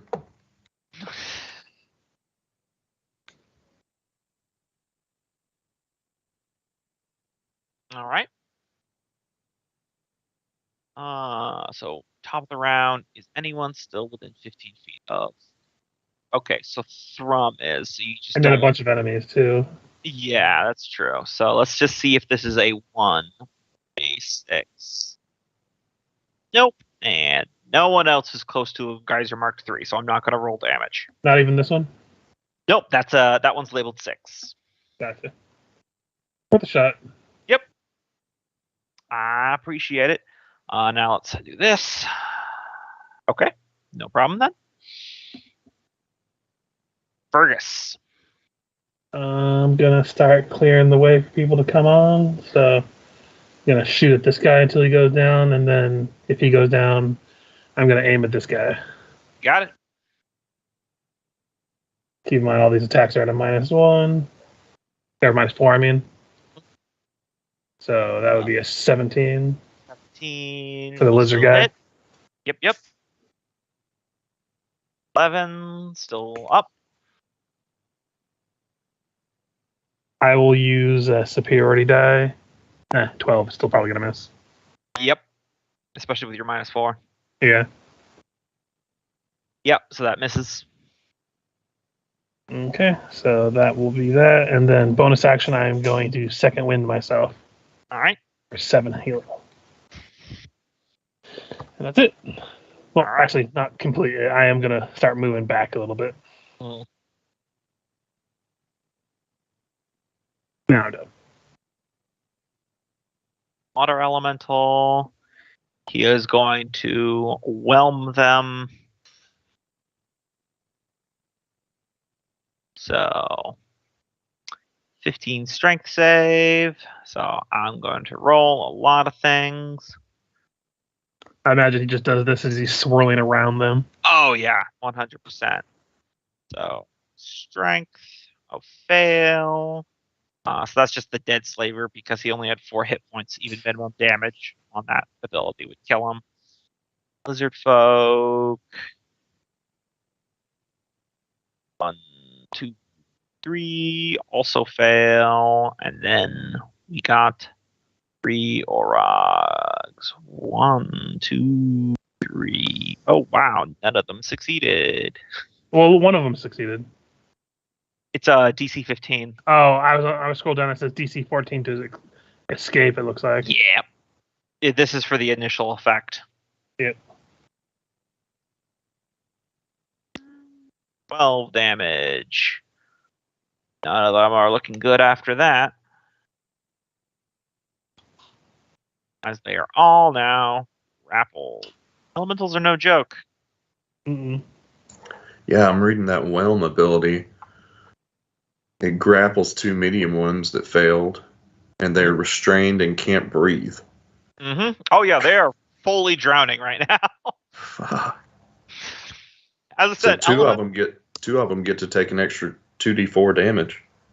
I remember one of the traps I sprung on somebody before is they were in a sewer, and water elementals came out of the sewer, and they were surrounded by 6 water elementals. Yeah, they learned fast they had to run. Yeah. Yep. So yeah. Now it is this drow slaver. He is going to move his speed there, and then he is going to stab Miku in the back with his Tamer Lance. He gets 2 attacks. 1, 2, only 1 hits. Yep. Mm-hmm. So that's 12 piercing damage, and Miku's immune to the poison. And he's halved the 12 because raging. Yep. Yeah, Thrum would be a lot better off, but he took like 40-something damage before he got his first move on this map to get rage up. All right. I'm just going to yell at everybody at this point. Like, we need to start hoofing it, people. Trying. No, you're great. I'm more yelling at my uncle. Not that one. The other one. I'll just quickly try to resolve the bow attacks against the wall elemental real quick. It's just a little cumbersome, but there's no better way to do this type of encounter. 1, 2, 3, 4. Amazingly, only 1 hits.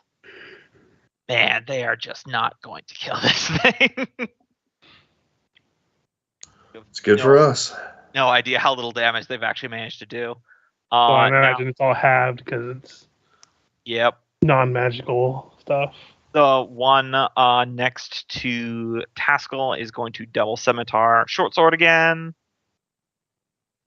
Mm-hmm. And he just cannot get through Taskell's guard just to save his life. It is just...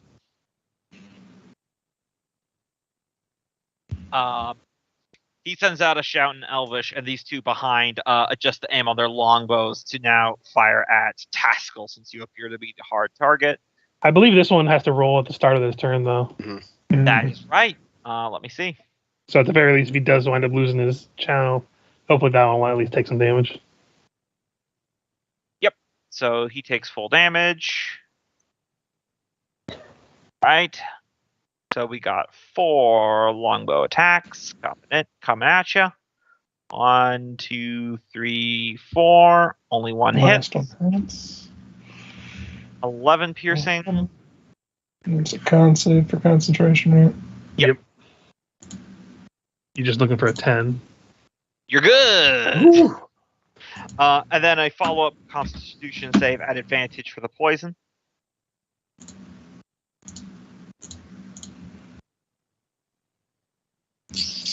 So that means he's poisoned. Not so good. Yes, you are poisoned, but you did not fail by 5 or more, so you are not knocked unconscious, thankfully. So that just gives you the poisoned condition. Mm-hmm.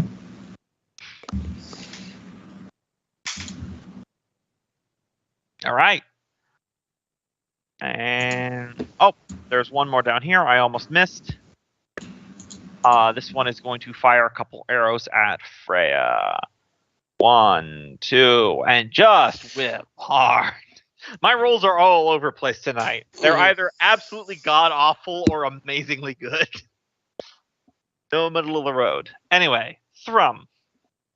You still got a hold of this guy, but you can end All right, it. so Thrum still has a hold of this guy. He came running out, got pelted by arrows, then by javelins, then this orc ran up into his face.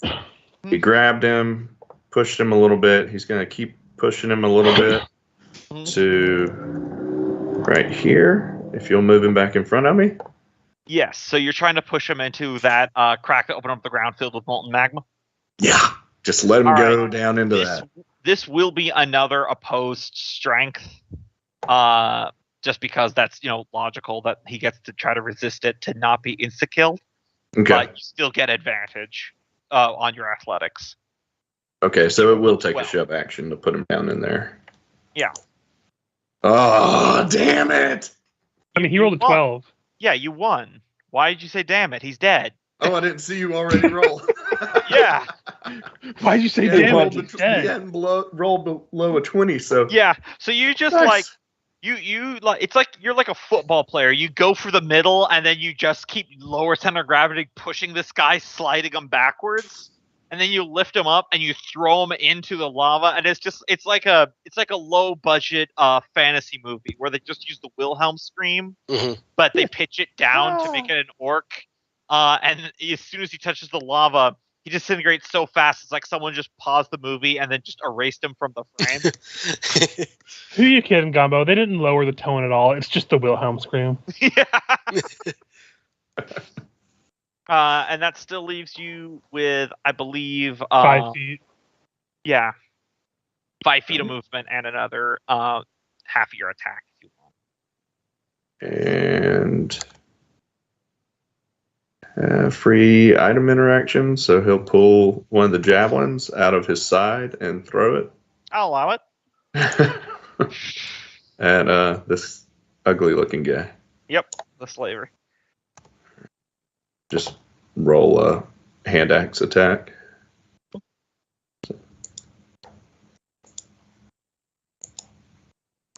That'll hit.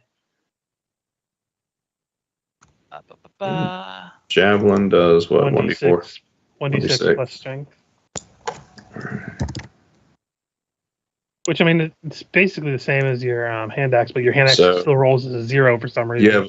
Yeah, that hand axe. So that's messed up on my sheet. Plus your strength, that's 4. And then so basically just add the 1 on top of the other 2 numbers it'd above. just be 7 damage. 7 damage. Cool. Because for some reason his hand axe rolls a 0 instead of a 1d. Whatever. It does it every time my light hammer and my hand axe revert the damage every time I close and reopen the sheet. Yeah, and you're now gonna have to make new ones and then delete those ones. I had to do that before. I'll do that outside of game. Yeah. I ran into that issue before. Mm-hmm. All right, so everyone to the door. Up the far. Round of will saves. Mm-hmm. Yes, round of will saves for the orangs. Open the door. Get on the floor. Everyone run from the dinosaur. Wow. The dinosaur's here. Don't say that. I might bring in a dinosaur. They're looking rough, but they are still up. Orangs are pretty tough. We just have to say that one guy's name 3 times and summon him. Yeah, that was always a solution if you guys want it. We can make this the battle of 5 armies. I don't think that's going to be a solution as much as another problem. Right. All right, hold still while I summon a Tarask.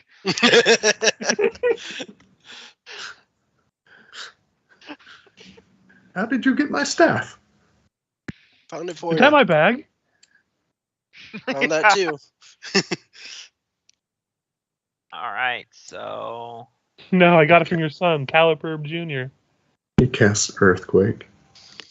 This guy is double moving, not wanting to get involved with that water elemental nonsense.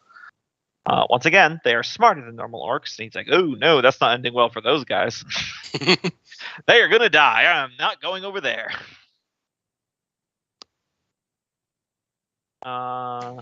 This one, however, will move around here to get at the back of Thrum, as this one charges in at Freya. So, first up, Thrum, 2 great axe attacks. 1, 2. Second hits. 9 slashing. Freya, 2 great axe attacks. 1, 2. I believe only the second one hits. Yep. 9 slashing. All right. And now for the painful ones. We'll have 2 Orogs attacking Nulgrim, 1 attacking Taskell. First up, Taskell. 1, 2. Just hanging off your armor. You're turtling like a pro. And then Nulgrim. 1, 2.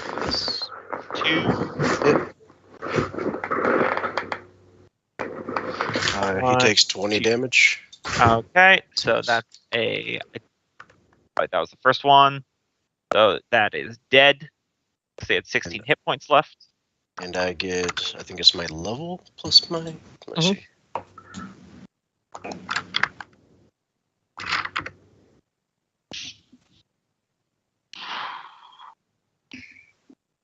Level plus intelligence, so that would be 11 points back. I'll take it. All right.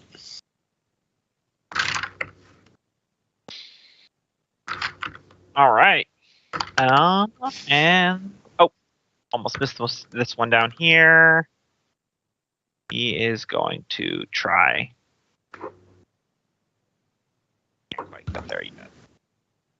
Oh, Like, I know we talked about it before, but I love how Loki's characters in both campaigns have a familiar. Right. I mean, he's got the helmet thing that he could make a familiar. He just hasn't done anything with. That thing could cast spells for you too. Yeah, I just haven't had the chance to, really. All right, Taskell. Well, dodge action and bonus action casting the hammer. Especially now that I'm poisoned, and this one. My attacks will be a disadvantage. But the hammer should still be itself. I think the because it's spell. Is it? I thought since it's your spell, it's still a disadvantage. I'm not sure how that works. It's up to Gamba because I have no idea. That wouldn't make sense. I am going to. This is how I'll leave it open to you. I'll say that it'll have normal attack now, and we'll get disadvantage when Taskell has disadvantage. However, then Fergus can't bonus action give aid to make the spiritual weapon have advantage. Okay. If you guys want to do it that way. If you want to convey the bonuses that Taskell gets to the hammer, then it should take the disabilities too. If you want to operate independently, then it can be independent. I think So basically, I couldn't aid his hammer essentially. Yes. So this is going to be a going forward rule decision. So it's up to you guys to decide. I mean, I'm fine with that. Usually, I give it to people who are going to make an attack, but it doesn't have to be the spiritual weapon. Either way, that 25 is going to hit. And I assume you're attacking the veteran. 11. Great, but he's still standing.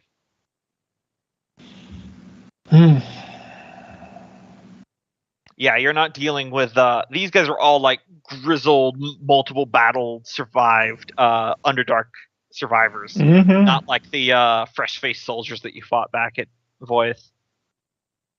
And the ones before that who were a bunch of civilians they sent up there. Yeah, those were basically just bandits. Yep, well, that's my turn, because still waiting for the others to catch up. All right. So we can try and keep this gap clear. Or at least tied up. Remind me, firing... if I shot these guys with Eldritch Blast, would that be at disadvantage since I'm threatened, or would it be only the guy just this guy if you fired, because it would be firing a range into melee. Okay, then I'll go ahead and fire an Eldritch Blast, first starting with the Drow. Eldritch Blast. That'll hit. He's still up. Shoves him back 10 feet. Okay. And then... Do it again. Pushes him in. I'll do it again. Sure. That'll miss. I'll shift over here. That would have been glorious. Draw order, right? All right. That'll provide... No, I'm trying to go here. I'm just there. Yeah.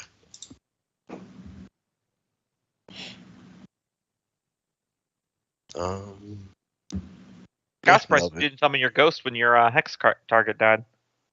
Well, I'm out of spells for the day because teleport then Armor of Agathis. Warlocks. Actually, I'll go ahead and keep moving. I'll take the attack of opportunity. All right, get ready for the natural 20. No, it's a 9. 2, 3, 4, 5. And that'll be my turn. All right, Freya. Okay.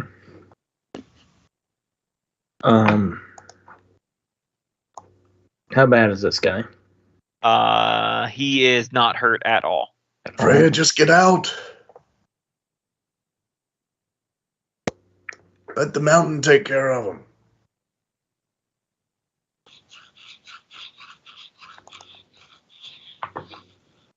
All right. Well, there's not really very many places I can move is the problem, Throne. I can come up here, but then I'll take 3 attacks of opportunity. If you take the disengage action, then no one gets any attacks of opportunity against you. Oh, yeah, right. So I'll just go ahead and do that. All right. And so how far can I travel when I disengage? Just your normal movement speed. It's Yeah. just your move action. You just sacrifice your action. Yep.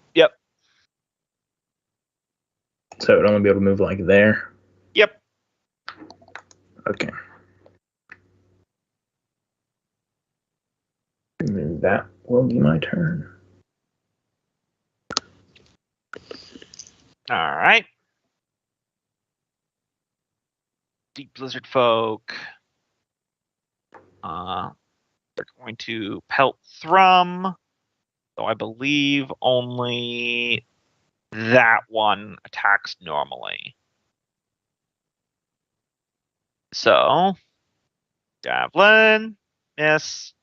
And then we're going to have 1, 2, 3, 4 disadvantaged Javelin attacks. 1, 2, 3, 4. Yeah! Wow, look at those natural ones. Wow.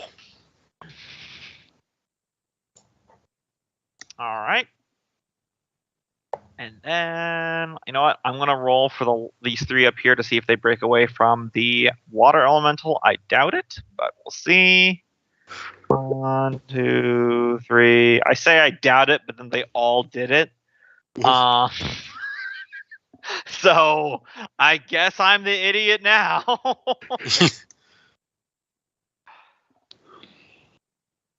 All right. So, Miku.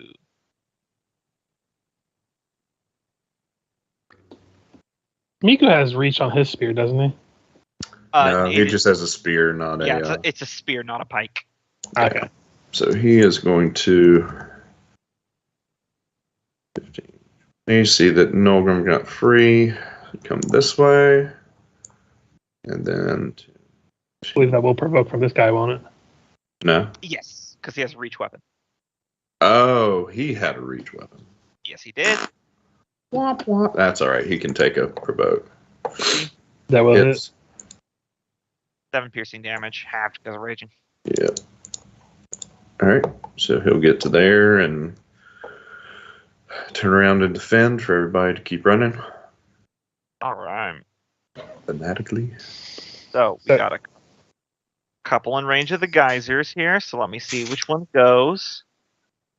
I think any of these ones, these 3 here, have a chance of at least hitting one. Let me see, because this one went. So it only hits this one lizard folk. Dex. Nope.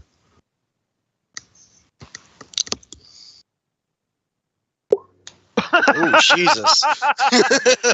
Glad we weren't near that one. Yeah, You know what? For the sheer hilarity of it, technically he has 22 hit points left, not 20. But I feel like, given that I rolled double 10s and he's really far back in the fight, he is fully boiled alive. I'm just gonna add 2 damage for the hell of it.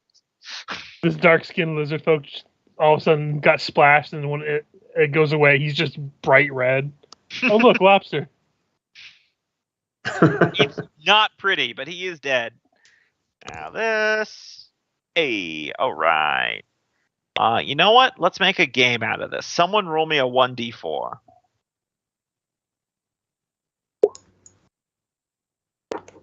That's either good or bad. Ballsy, Richard. All right. I mean, hey, sometimes we have to test my luck to see how long it's standing. Just gonna move this over here because from the burbling crack where Thrum threw in that Orog, a gout of fire erupts and takes a humanoid form No, God, he powered up. of a fire elemental. That has a weirdly Orog face. You know, sometimes you find art and then it works out better than you thought it would. You know. I made an elemental. I assume this is under my command. No. Could Thrum bluff that when he threw them down there, he summoned an elemental with the body of this Orog? I mean, he could try. He's already claimed that he summoned the war elemental. Well, Freya claimed that for you. I just love the idea that Thrum is standing there before this burning elemental. He's like, "No, don't hurt me. I am your father." Oh no, he's not asking. He's giving commands. And now attack them. So that's not right. You look at the fire. And Mother Fire. Command you to attack them. Try to take some of the heat off of them. I'm gonna try shooting the slaver. Try to clear some more of the way. Do you get sneak attack since he's also threatened by the fire elemental? It has to be threatened by my allies. Yeah, the fireman is a free agent guy. Yep, that's friend of my enemy. Actually, you know what? That's a good point. I'm gonna fire this guy. This will be better to clear up areas away from Thrum. So. All right. And I don't have any checking stuff. Okay. Horn bow, normal roll. 19. Yeah, 19, that'll still hit. Okay, just checking. That'll be 19 points of damage. And I'll fire at him again. I will roll a superiority die to add 4, so it'll be a flat 16. Still miss. Gotcha. No problem. And I will give some combated. Since they are wearing full plate, they don't get their dex, so you're looking at an AC of 18 for each of those. Oh, good. No worries. Pretty tanky. But I will give some advice to Nolgrim to give him advantage on his next attack. And I'm just going to move over here. Mm-hmm. Don't mind me, just inching away closer and closer. Sticking to the back. All right. Water elemental. So first things first, all the people still grappled, which are the Orogs, take 2d8 plus 4 damage. 17. Not looking good for them. This one is dead.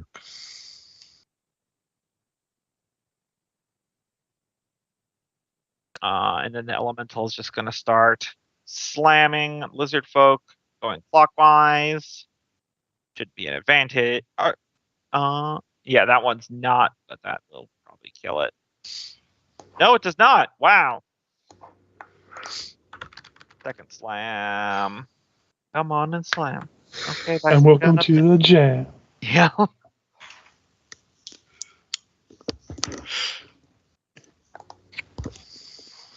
All right. This drow slaver is going to try to stab at the fire elemental, taken by surprise by its appearance.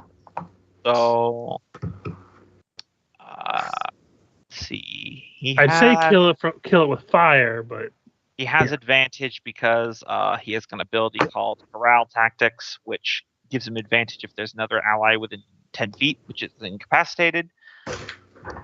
So those. So that one will do that. What is the fire elemental's AC? Okay, not bad. So they both hit. So that is 12. 6, and then the second one is minus 2. Only because the fire elemental has a thing. Oh,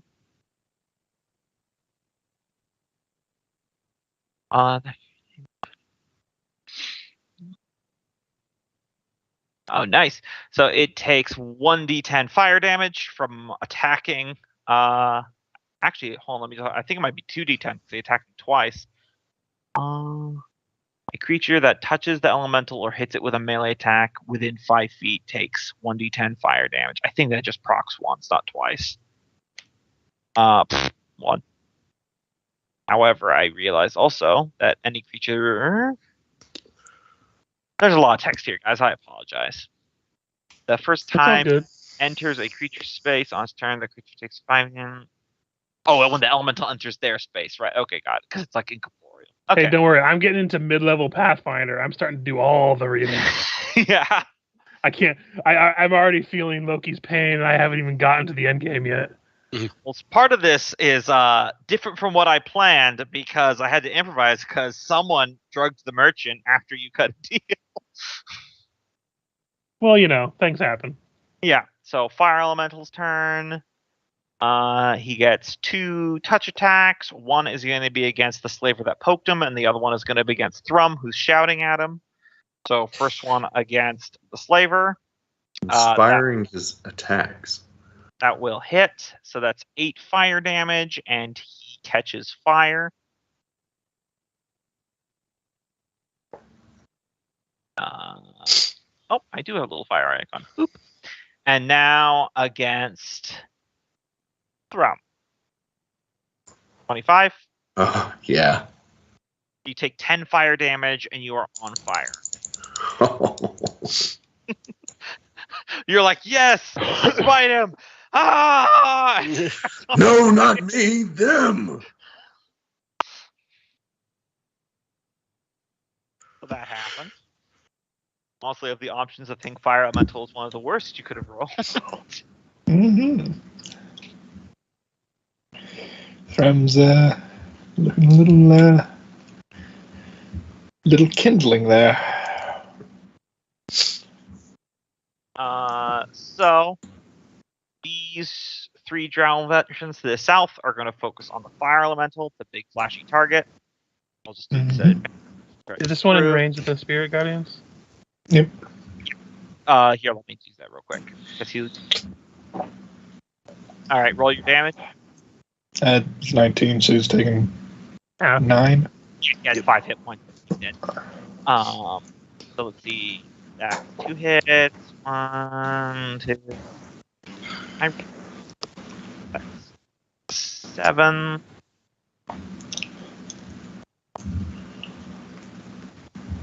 Miss. Hit.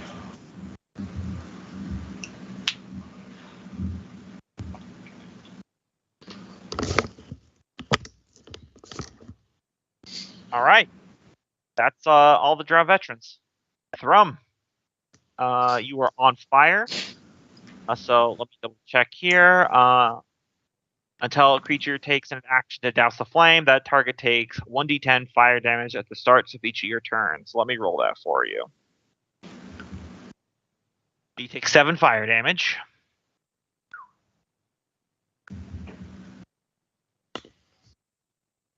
Quickly dip him in the sulfur. Jumps into the boiling sulfur pot while on fire. Oh no! How could this have made it worse? Oh no. Since, Anyway. Thrum's pretty much dead.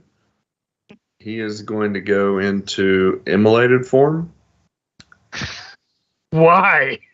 Why? You could also run away. Because I'll die next round from the fire. Immolated form. Or you could run. Fire. Or you could run and we could heal you and keep you going. All right, I'll withdraw. I didn't know we could heal. He'll withdraw. It's not like we have a cleric or a jug of endless healing water. Wait, he would be right here. Thrum just wants to go down fighting so bad. Well, I mean, I think he's dead, but I wanted to make it spectacular. Down, not. You're just jealous that Michael and Gombo get to make new characters. And Yeah, he's thirsty for it now. he's seen the blood in the water, and he's like, I just haven't seen very much in combat healing, so I didn't know what our group can do, and I really don't know 5e. We usually, I think, kind of usually just does it once you go down. I do still have all my first levels, and I've got Healing Word, which you're in range of now. Be like, hey, Actually, I get think up. you might have been. Yeah, you would have been in range over there, but still, you're potentially less dead over here. Wisdom All saves. Yeah, wisdom saves from those two. Saves. Minimum 5. So this one takes 5. This one takes 11. They are not looking good at all. They are barely standing, but they are going to try to. There will be a disadvantage because he dodged in that last round, remember? Yep, I remember. So 1, 2, 3. Aha! And then Love having the cleric be a tank. They're no match for superior dwarven agility. Just tactically yelling, "Break yourselves upon my body." this one is going to run in though, so he'll also have to do a wisdom. And it's difficult terrain for anything that. Yes, He's he moving moved. too. He could move 60 because he was using his aggression to bonus action dash. Mm. So he could definitely have powered through that distance. Yep. Orcs, Mhm. they're passable. So Don't you say Still that miss- about my favorite race? I know. I love orcs too. I'm just having fun. Now I do all the many rolls against the elementals. So Honestly, green skin races that seem to wind up being my favorite races. yeah, they're good fun. Right now, 3 against the fire elemental. I did this to myself. I have no one else to blame. 3 those hit. Oh, wait, there's a 4th one. Oh, no, there's actually many. Oh, okay, so it's 3 hits. Next time, I learned my lesson. Next time, I'll drug the guy I'm bargaining with before I bargain. So 1, 2, 3, 4. Let's see. That is 47 damage. Halved is 23. They are actually really laying into this fire elemental. Unfortunately, now they're all going to take 1d4, 1 So- fire damage. Question: if we live through this and we stay just on the corner of the map, will we absorb the XP of everyone who dies? No, it's not how I run it. I had a bad experience one time, so I don't do that.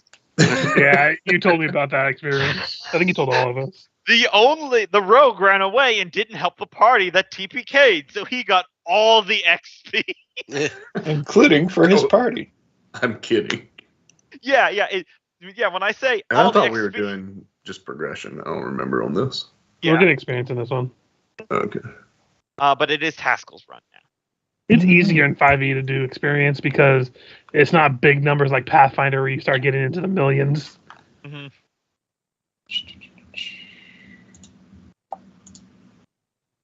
Yeah, it won't hit. Nope, that will hit. Dodge action for myself and bonus action to healing word Thrum. Which will only do Thrum, 6, jump but into the that sulfur. might keep him from dying. Bless you, my brother. Because he's actively on fire. But, not in the fun way, like normal. Mm-hmm. I'm on fire. His character border's not on fire because he hasn't gotten that kill streak in a while. All right. Elgrim. All right. Do I have advantage on my first attack roll? Did you give me? Yeah, I did. Okay, so I'll fire my first shot at this guy. Okay. Oh, that should be an advantage. Yeah. Let me re-roll that. Still miss. I'll probably miss. And then second attack. That will hit. Now kill him. And shoves on the pool of acid too, just for the fun of it. Shoot. Pew! He gets Yes. shot over the... No, It's sulfur, not sulfuric acid. still fun. Okay, though. Move back a bit. You might as well get some enjoyment out of that ability before I rage at him using it every time I'm in melee with somebody. Otherwise known as the anti-sneak attack Eldritch Blast. Yeah. The fuck That'll you be my synergy turn. ability. Pretty much. Freya.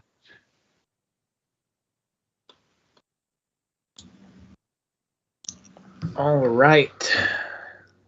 Let's get out of here.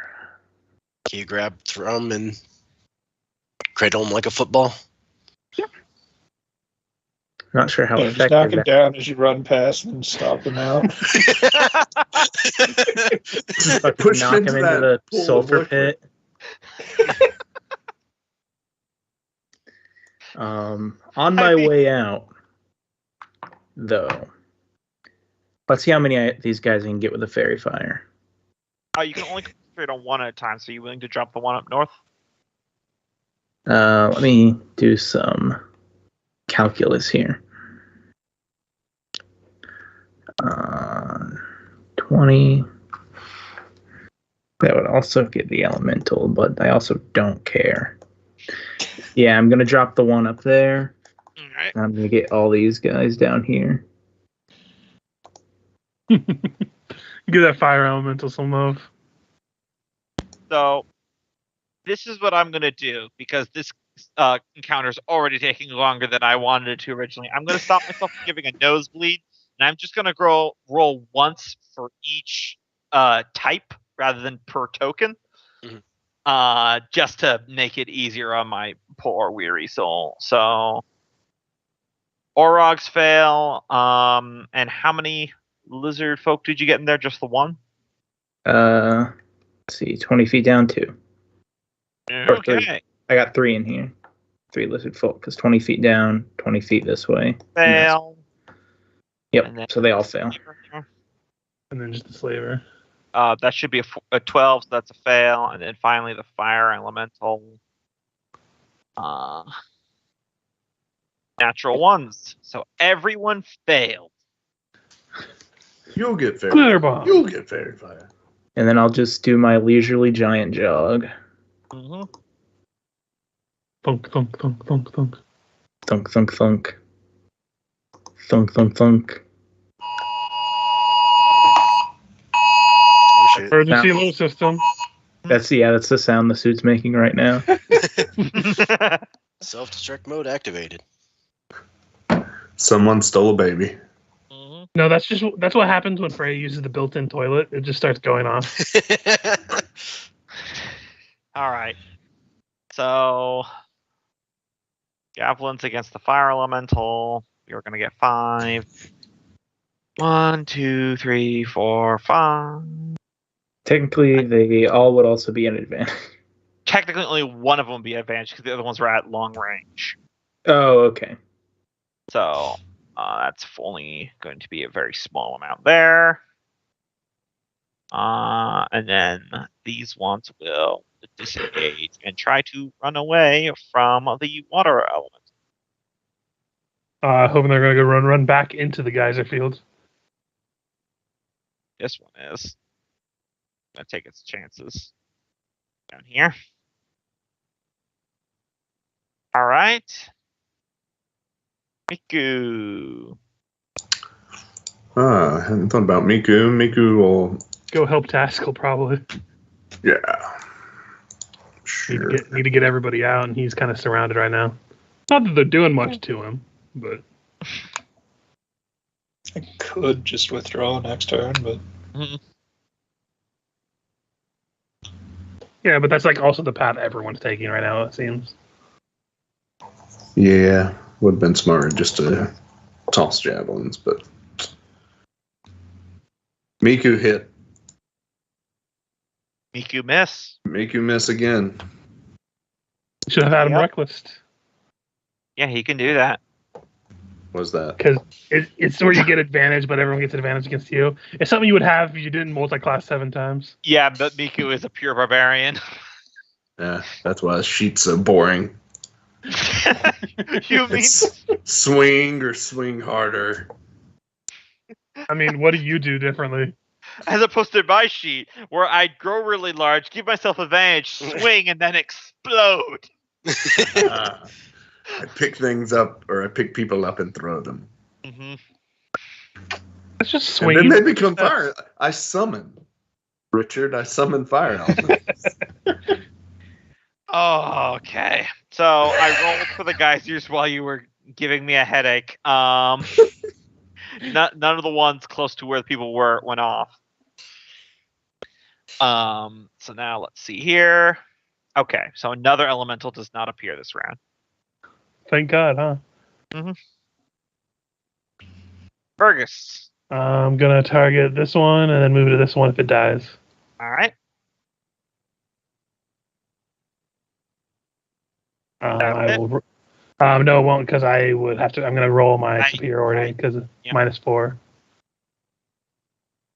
That'll hit. That'll hit. 17 points of damage. Kill it. And then I'll shoot the other one. And I will not use the superiority because it won't matter unless I roll max. So. Yeah, it flat misses. And I will go ahead and give bonus action advantage to Nolgrim again. All right. As I begin making my way further backwards.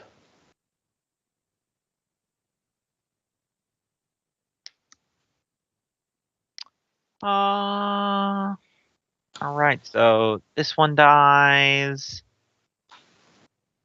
This one is not dead, but the water elemental does not want to let these lizard folk go, so it's just going to drag it with it as it's drowning. In fact, how many rounds has he been in? Like Okay, three, he's got one more before he passes out due to drowning, because you can hold your breath for a number of rounds. You can do Constitution modifier.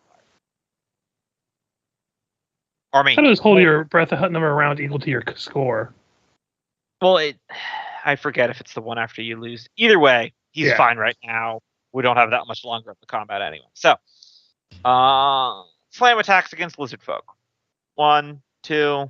Let me double check their AC. I'm pretty sure those both hit. Yeah. Is putty.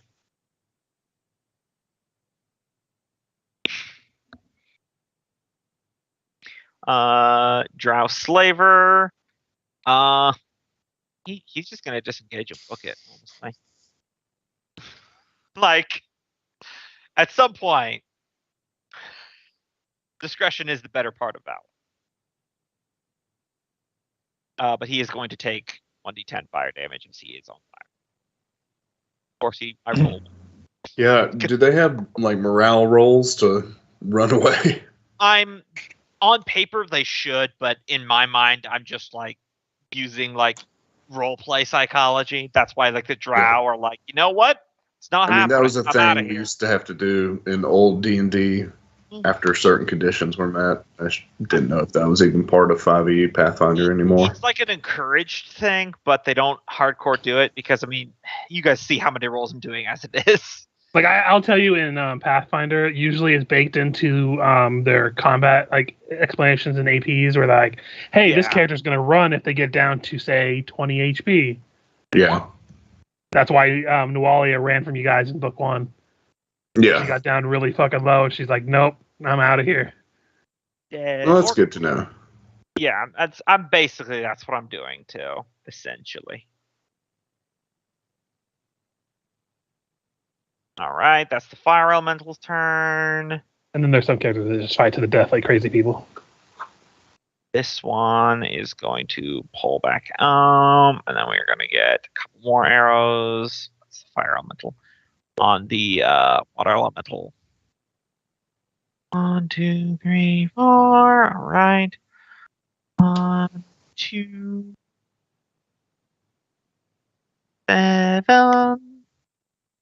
And then these 3 down here.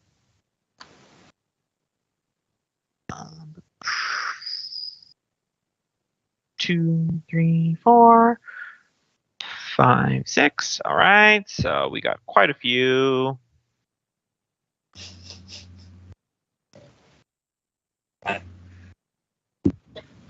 Imagine if all this damage was coming at you, is all I'm going to say.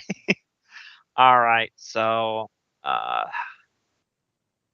That's when you leave the rest of the party to die. Let's call it 34. Cut that in half.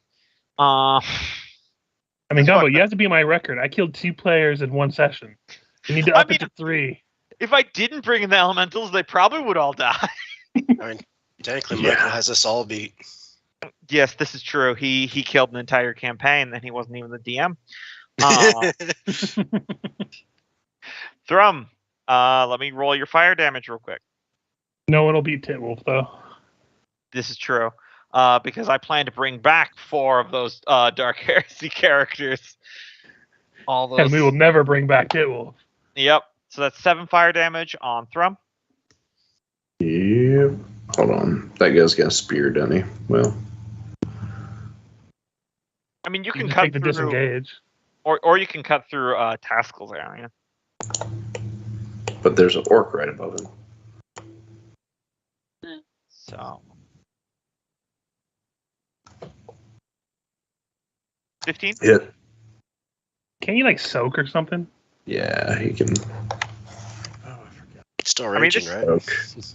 Yeah, Yeah, so so it's he'll only soak going to be that. 2 piercing damage. But at this point, his HP is so low, might as well. Yeah. Also, do give me a Constitution saving throw at advantage just to see if he tranks you.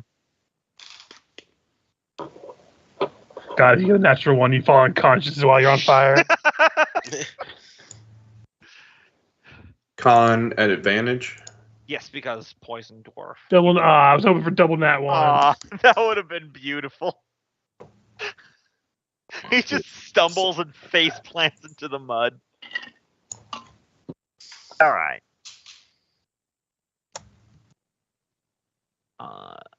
Orog, I'm just gonna roll for the one that's attacking, because pretty much all these other ones are starting to focus up on the elementals. So there's only this one that's still attacking. Yeah. Task. Minimum 8 if that kills him. Oh right. And he misses anyway. He has, so that will be halved to 8. Yeah, he doesn't die. He's still pretty hard and healthy. All right, Taskell.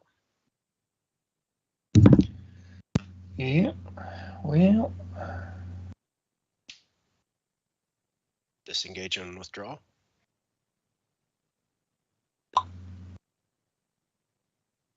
We can get Thrum out of the fire, figuratively and literally.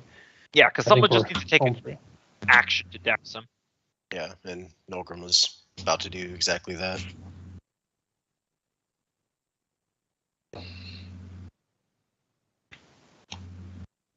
right. Well, bonus action on the spiritual weapon to attack the dude. 16, probably not enough. Nope.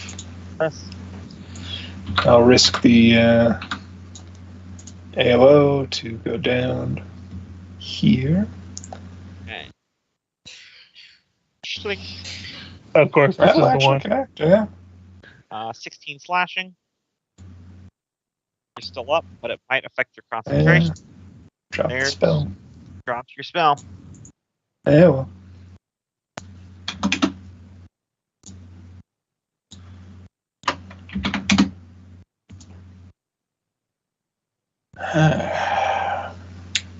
So currently, it looks like Freya's the only one that's not clear of enemies. Otherwise, you could all take the withdraw action and boogie.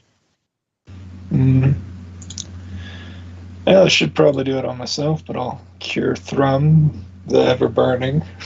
I was gonna say that's a good name for his immolated form. That could be his title. Thrum the Everburning, Fergus the Heartless. Now we just need to come up with a name for the rest of them. Mhm. Freya the Tin Can. I prefer Thrum the Exploding myself, but Thrum the I like Thrum the ever burning. Thrum of the Ex-Wives. yeah, Thrum The Marriage Bane. anti-harem. No. Thrum Marriage Bane.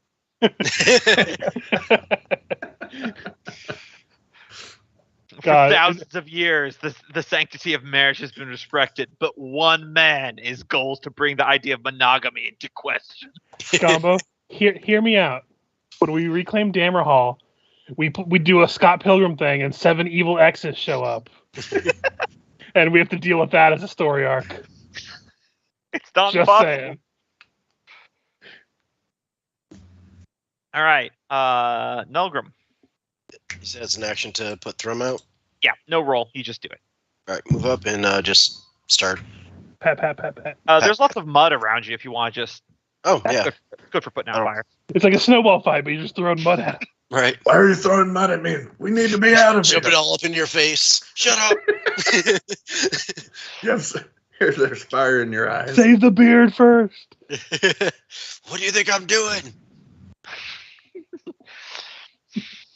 And Oh my god, I'm exfoliating so much. I think that God, was this mud must be wonderful on the skin. All this natural volcanic soil. Yeah. Never coming back to this sauna. Yeah. Unfortunately, it just got bought by Gwyneth Paltrow. So.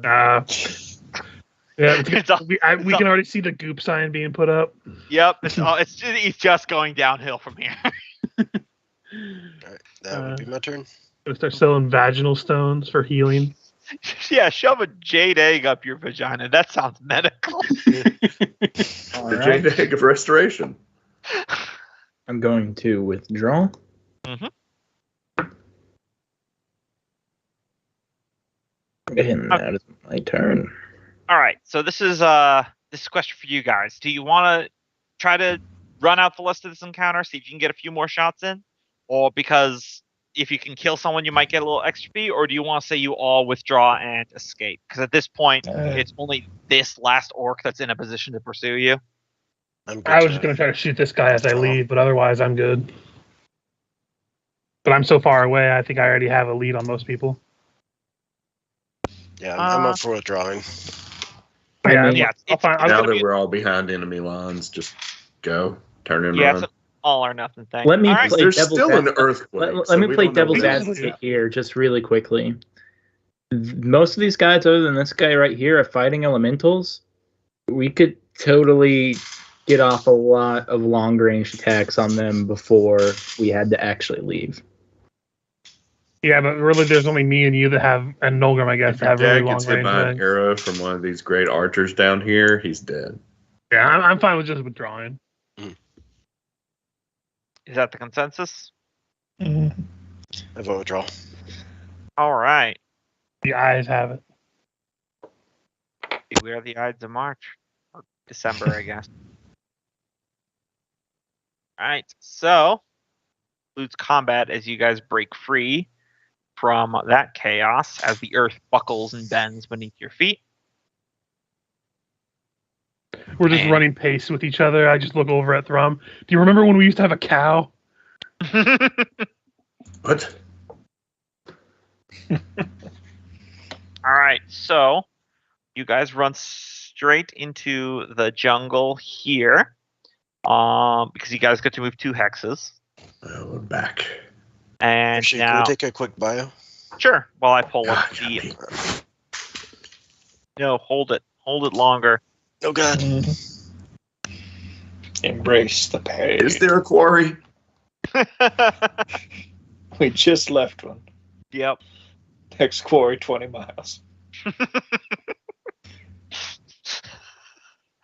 Man, that was like session 2 or something where peeing in the quarry became a thing. It just came out of nowhere. We just started talking. It's like, oh, I'll pee in that core.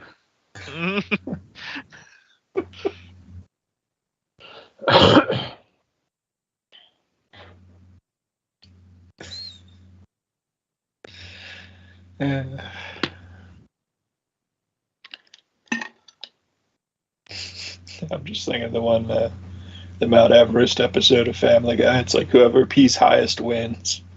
But for dwarves, it's the opposite.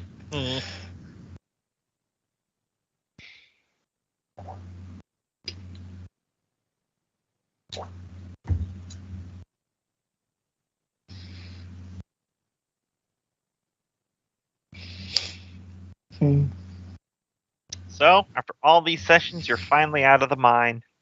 Mm-hmm. Let's go back. I can't take the outside anymore, man. I need to go back. It's the only life I know anymore, man.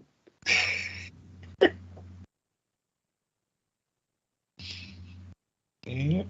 I just got around to uploading like the second Alright, of the mine sessions. Yes, we shall stay forever in the Rocknose mine. This is now a slice of life, RP. Hell yeah!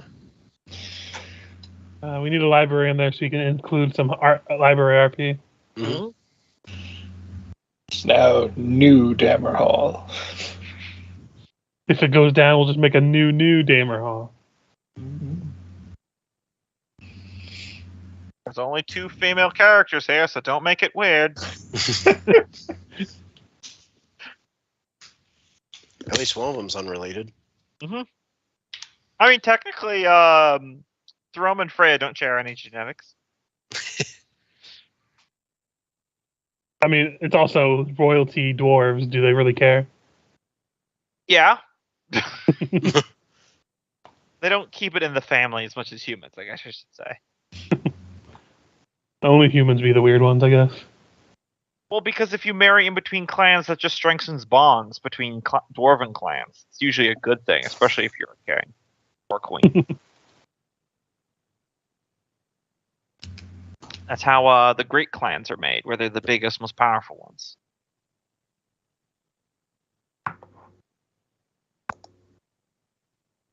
I think we're just waiting for Thrum to get back. Yeah. I started reading Dune, and they pretty much acknowledge in like the first half of the book that the entire plot could have been circumvented by Duke Leto having a daughter and just marrying her off to one of the Harkonnens. That was the Bene Gesserit's plan, yeah. Mm-hmm. I don't know if the entire plot could have been avoided, but... Well, I haven't read through it all yet. It's kind of like that joke achievement. If you ever play the Metal Gear Solid HD collection on PlayStation 3, and then you play Metal Gear Solid 3, and then the beginning of the game, when you have an unconscious Ocelot, if you pull out your gun and shoot him in the head and he dies, you get an achievement that says "Problem solved, franchise over." But yeah,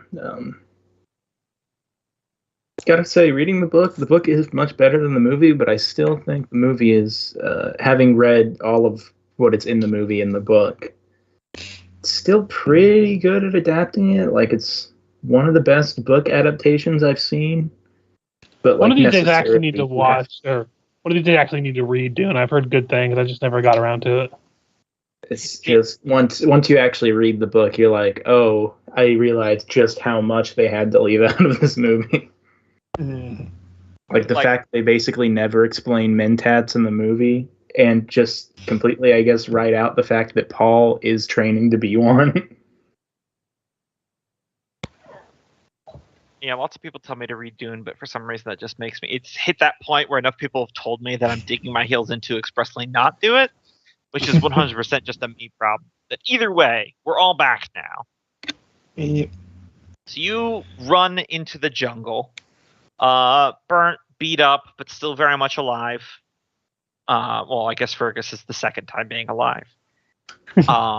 And you barely have time to catch your breath before you remember that this section of the jungle is infested with giant carnivorous orchids. Mm-hmm. Because jungles suck an atrocious amount of ass. Yes. So someone give me a DC 15 survival check to navigate it. Otherwise, every character will take 48 piercing damage as you are. Boy, you take the lead. I'll keep eyes behind you and give you a hand. Out of character, you definitely should take it right now. Yeah, he's got a -4 to everything. Oh crap! Can you aid me? +5 to survival, but I have a +5, but I'm at a -4 right now. You lead the way, Taskell. I'll give you a hand. Let me. Well, that makes it even money. Well, you have advantage because that's what he said a hand is. Isn't that what you're talking about? Yeah. Well, everyone look at your health sheets. It's about to get a lot lower.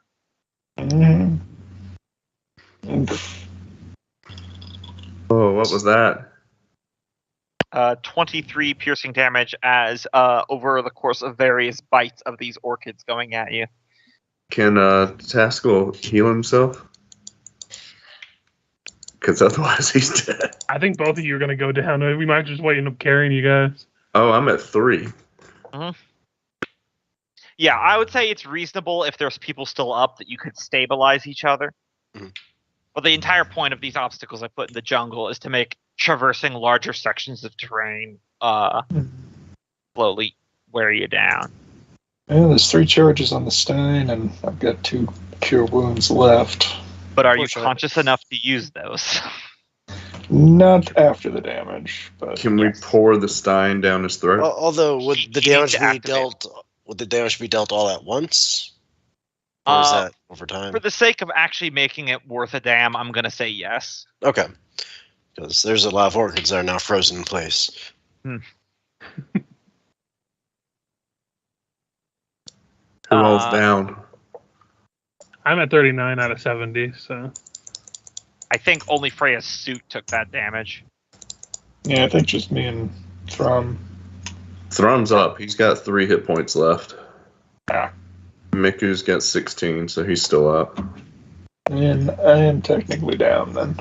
All right. Well, he could be stable because there's enough of you around to do that. Yeah. What about And I believe Freya has healing. If Nolgrim? worse too. I'm at 19. Okay. Yeah. All right. Is there anything we can do to get him back up, Freya? Let me see. With your dad. I have Cure Wounds.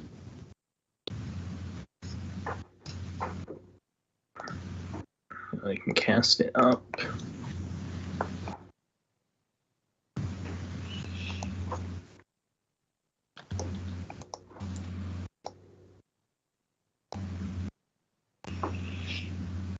So 13.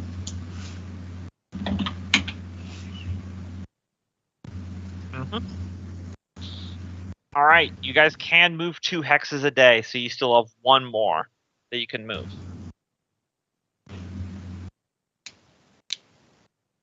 Well, Probably into the No. one we know of that's clear. our road leads south, so it's clear. Let's head that way. Yeah, head down this way, I guess. Or did we want to go north to deal with the elves, tell the elves about this going on? Fuck it, they'll figure it out. We can tell them later when we can actually survive. I don't think many of that party is getting out of there. I more meant about the demon, but yeah. Oh, yeah. But they can find out later that he's dead now. Yeah, we can negotiate that later. So here's the question. Do you want to put more distance between yourselves and the Drow caravan, or do you want to try to long rest here? We know it's bad everywhere around here, so Yeah. And I will lie to you guys, I cannot recover health right now until we actually have a long rest. yeah, if we can camouflage an area, Thrum can spend a while. I don't know, building up some blinds out of the jungle. Because our long rest is interrupted, so I think we have to restart the entire thing, so. Yeah. You got any short rest benefits from that last one, but you didn't get a full long rest.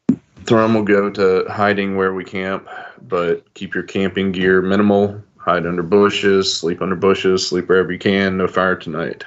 Mm-hmm. Hopefully they'll walk right by us and through us if they come through. Sorry, y'all, I've got a killer cold, so I can't do much. No worries. All right. I feel like Loki sounded 2 weeks ago. Out of curiosity, Gumbo, that ring of invisibility, it says you turn invisible until you choose not to. Does it function like the spell, or can I just stay invisible until I take it off? I believe it functions like the spell. How long does the spell last? So the spell lasts like an hour, I think. Yeah, that might have been a because it's a power down full on ring of invisibility, and like the legendary version definitely lasts until you take it. I was just asking because I know that the raptor didn't have to worry about that, so I was just checking it was like a thing. He overtaxed it. The longer you stay in that form, the further into the Wraith world you go. That would be fun, but we're not doing a Lord of the Rings campaign, unfortunately. No, we're doing the Hobbit game. Mm-hmm. I'm out. The ring won't come into play until next campaign. Yes. If you're breaking it into 3 movies, I'm out.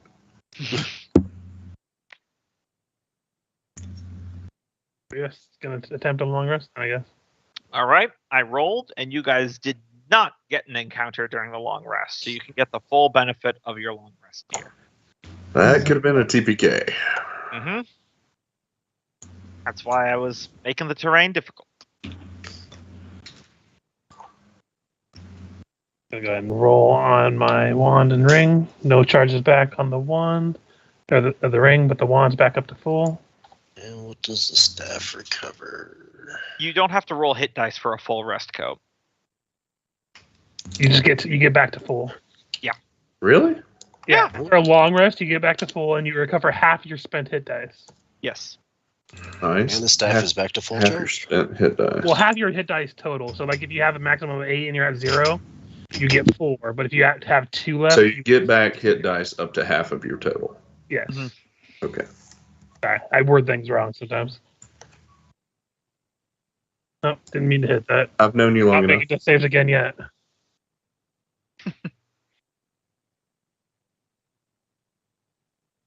And Freya's suit, I imagine, could also be completely repaired in that time as well. Yeah. So it's been a fairly action-packed, but by this point the ground has stopped rumbling. It did for a few hours after you escaped that whole chaos. Did we see if anything significant came from it? Like, did the tunnel collapse or anything like that, or were we just gone? Did you stick around to watch? No. We booked it. Yeah, then you wouldn't see anything. Okay. Could send your familiar. That is many miles away now. Yeah. The familiar's still sitting in the cave, guys. Okay. In a straight line, that's like 20 miles away. Mhm.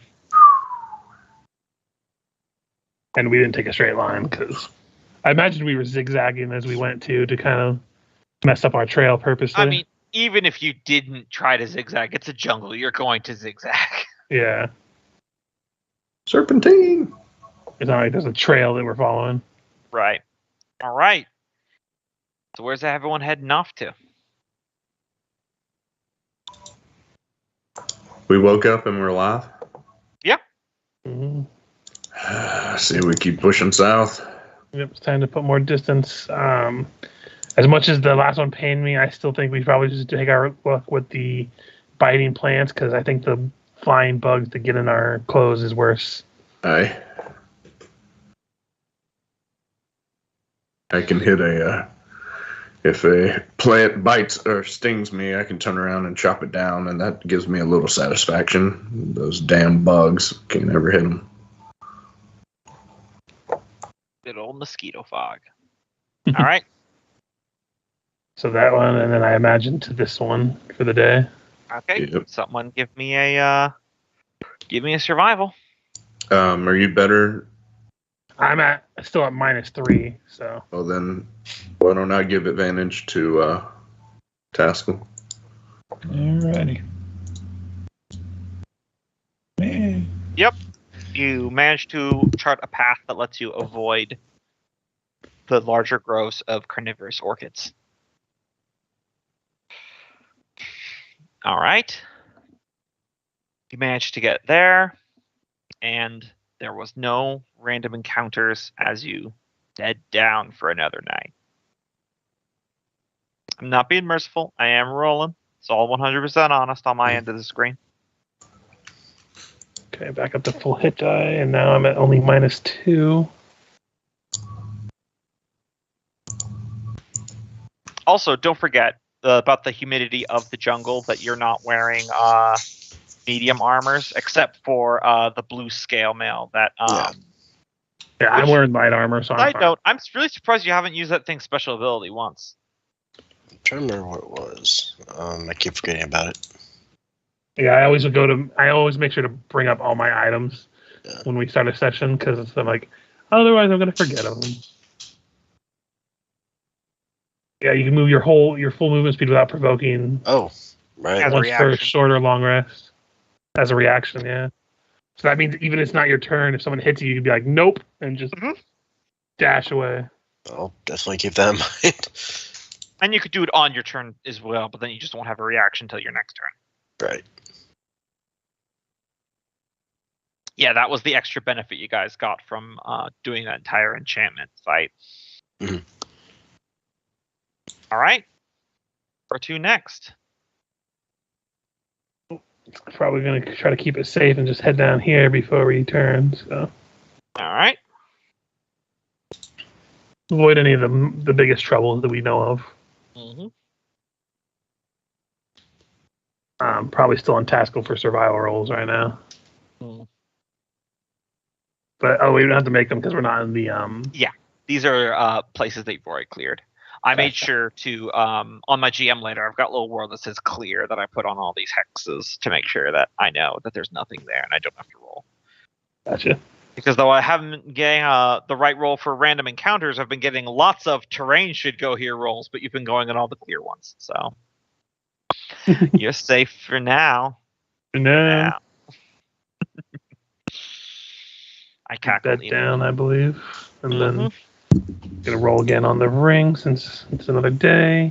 Got another charge back. Almost back up to full. From this night in your sleep / slightly meditation, you're getting like a hot and cold flash thing going on as you have like that vision of some sort of cave again. You remember you got that when you were close to this area before.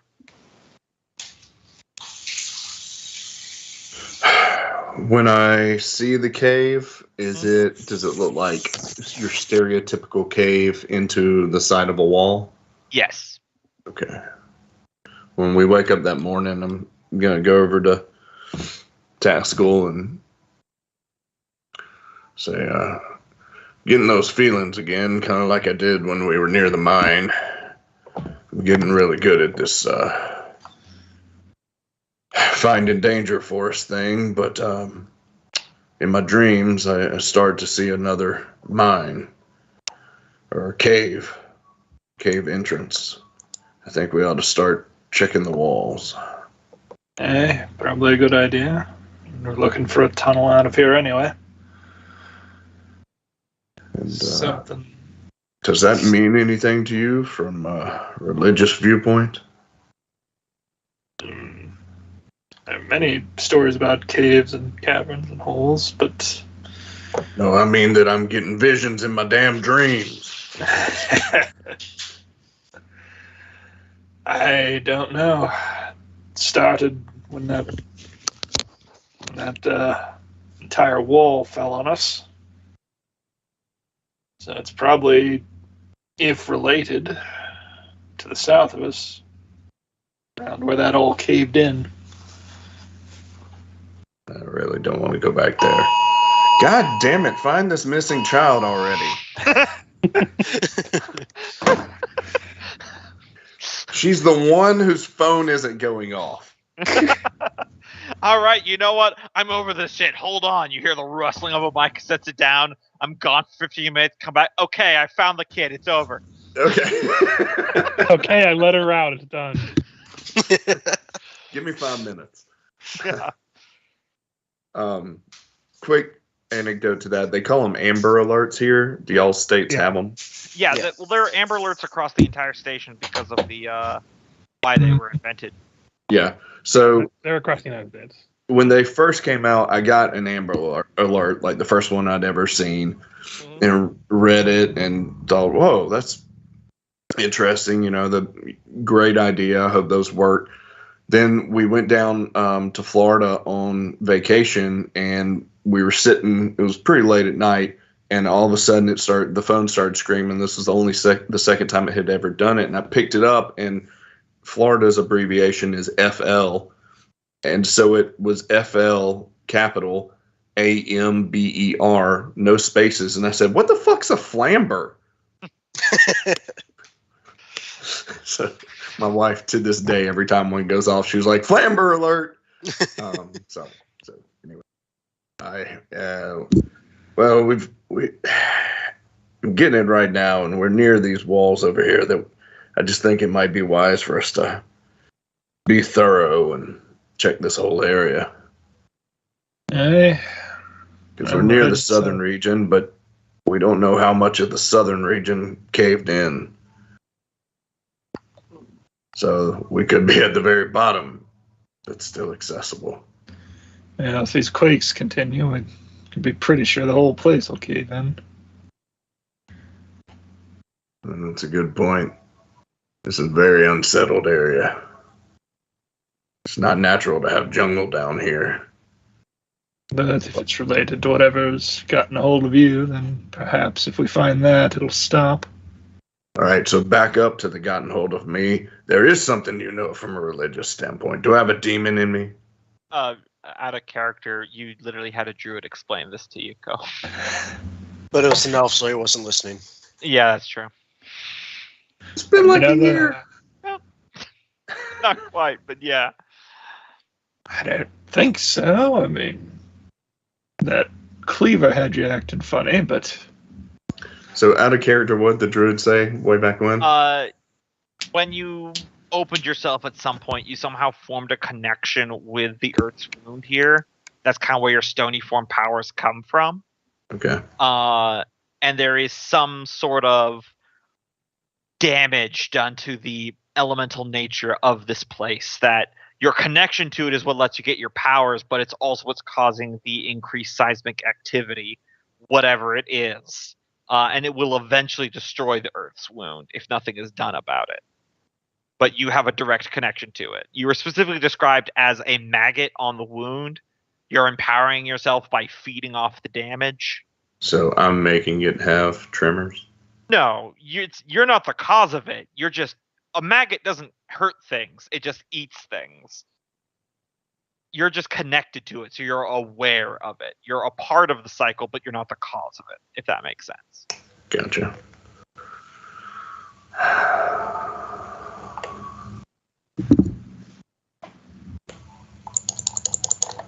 Well, out of character, that explains a lot.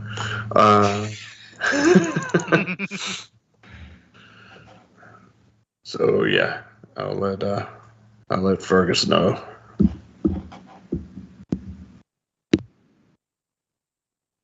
I'm sorry, I had to deal with my grandmother talking to me. I missed a little bit of what happened there.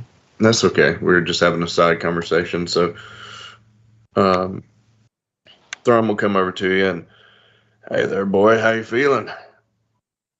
My chest itches. I bet it's gonna burn awful. That's gonna be a permanent one, like this one here. You see? And he pulls a tooth out. Third wife, she caught me right under the chin, popped the tooth out. It goes right back in, though. You get used to the itch. But like he doesn't even know what to say to Thrum at this point. He's like, he's used to really awkward silences after he tells a story. Yeah. Had another one of those feelings, and like I told Taskell over there, I'm afraid they're going to keep getting us in trouble, but hopefully they'll lead us to the right hole one of these days. But I think another cave's nearby that we are intended to visit. oh yeah, another cave. This Whatever one, we're gonna do without those. this one didn't seem so angry. Lie. yeah, give me a deception check. Also, I love Thrum's ex-wife stories. I was just seeing if I got a natural one too or not. Yep.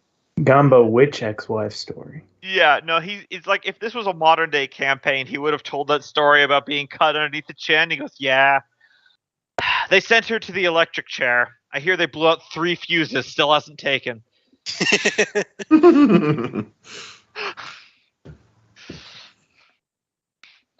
So do we think it's nearby here, or we're heading towards it? Well, do you remember ever seeing right over there?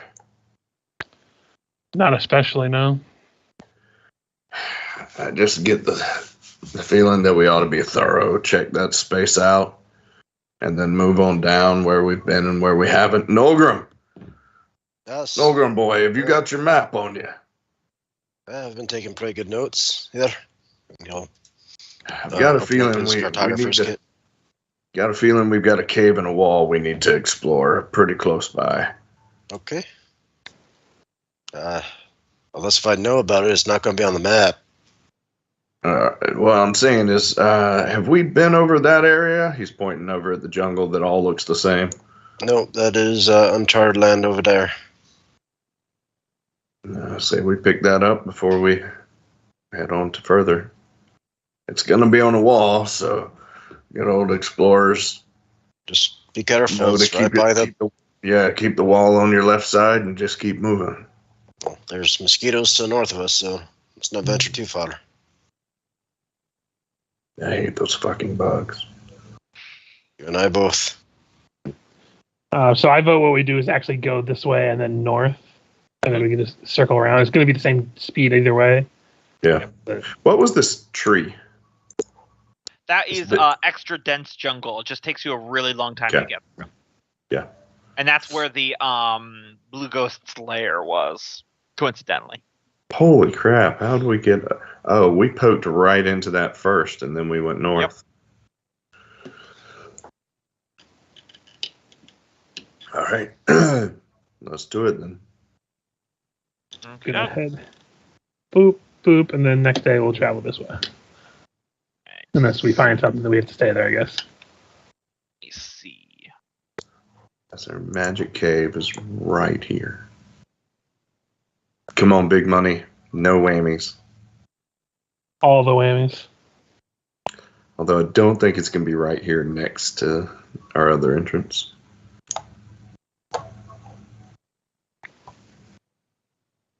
This should be fun.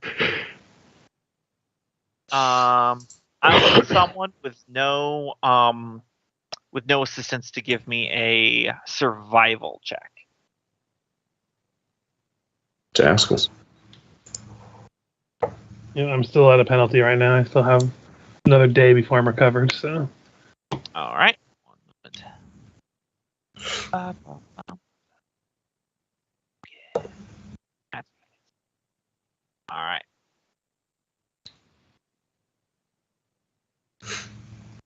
So, Taskell, as you guys are, I'll begin revealing this.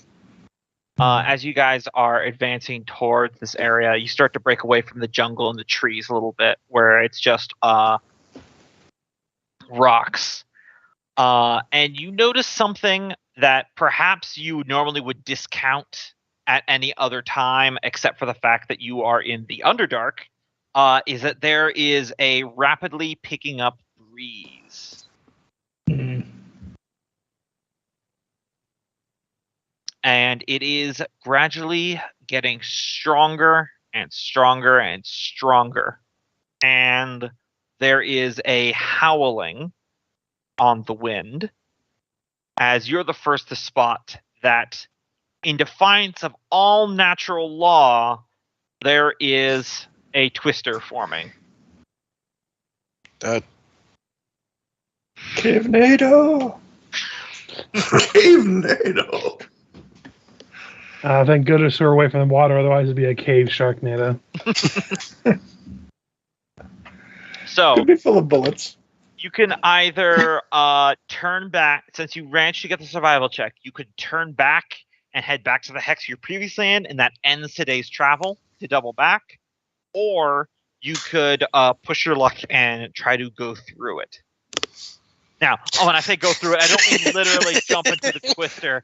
I mean go through this windy area. Come on, lads, we can take it. Hear me out, She's guys. still got that warp whistle, right? We have our weave cloaks, and this is a lot of updraft. We can I sail like where your clear head's above at. this jungle. I like where We'll you're probably die, but it'll be glorious. Has anyone gone cave NATO windsurfing? Hold on, I just also realized that I also rolled a random encounter here, so this is going to be extra fun. Oh, God. Let's see. Oh, sorry, we backtracked already. We already decided it. Oh, Nope. cave NATO. These resolve together, so. Ooh, Oh, God, it was full of bullets. that's a How many T-Rex? that's a really good one. So. That's 3 T-Rex. Uh-huh. And 1 Caliburb. Yes, just one random ass. How'd It you could- know? It could be one of his clones, or what are they called? Simulacrum. Simulacrums that are just almost out of spells. All right, so Probably just as crazy, but not as replenishing. unfortunately, this uses the exact same map that I used for the last encounter, so I just need to shift everything to the GM layer. So 1 moment.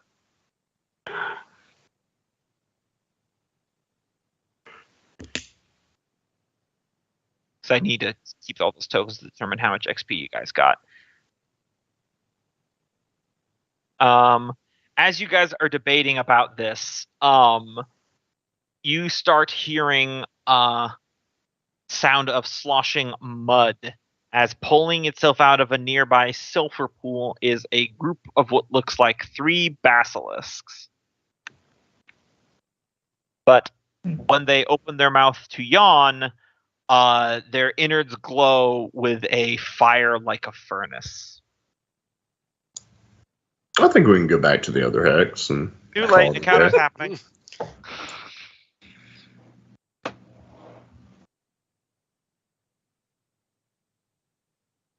Oh god, we're back. We did backtrack. It's the same map. I only have I know. That's cool.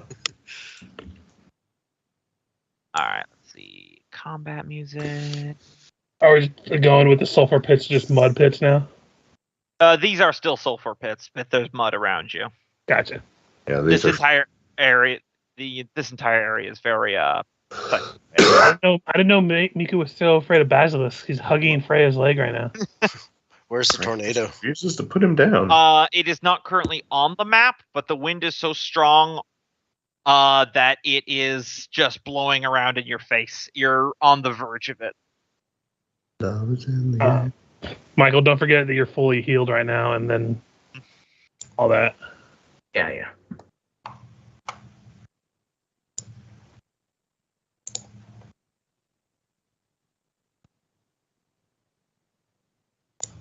Shit, there's still 2 drow up here. Oh, well, I forgot the GM layer them. They are the ones that followed us all this way. Maybe they want to make an accord. A Honda. Something tells me we fucked that a long time ago. Or at least I fucked that. But don't worry. In the future, Thrum will fuck that. And by that, I mean the other drow lady. And I then was bury going her. to say, you gave them 2 of their Apples. favorite things.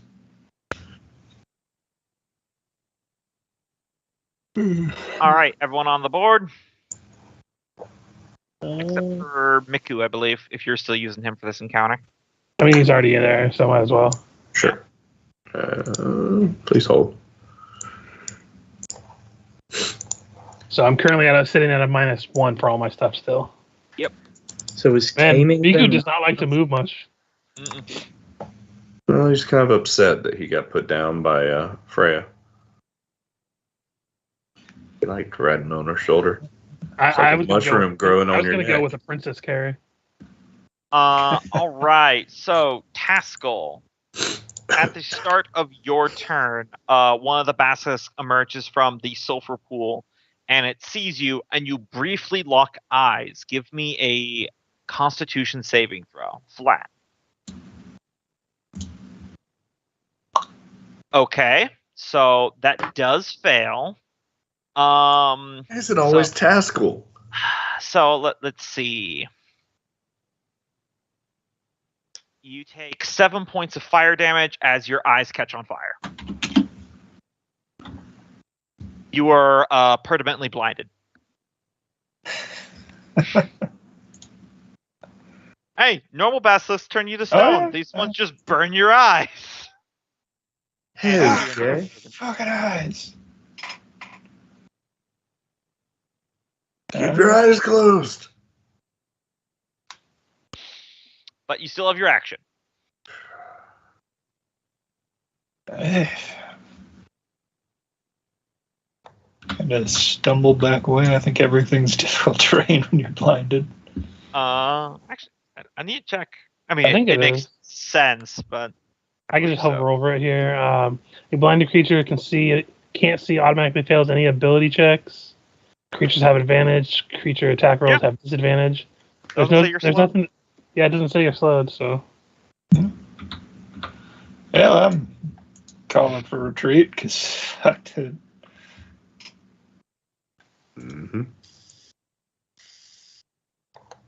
All right, Fergus.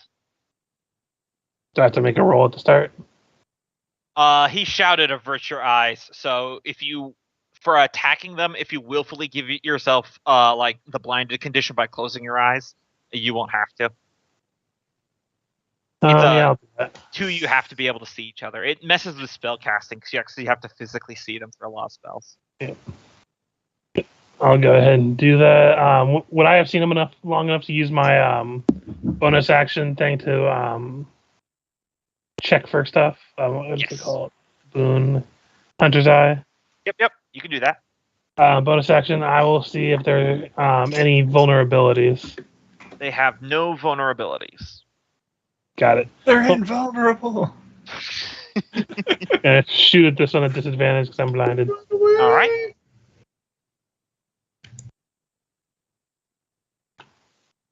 Roll another one. Roll another one? Yep, go ahead. Just a single one or an advantage one? Or disadvantage one? Same disadvantage one, because you have... Oh, wait, sorry, you don't have multi-attack. Never mind. I do. Oh, you do? Okay.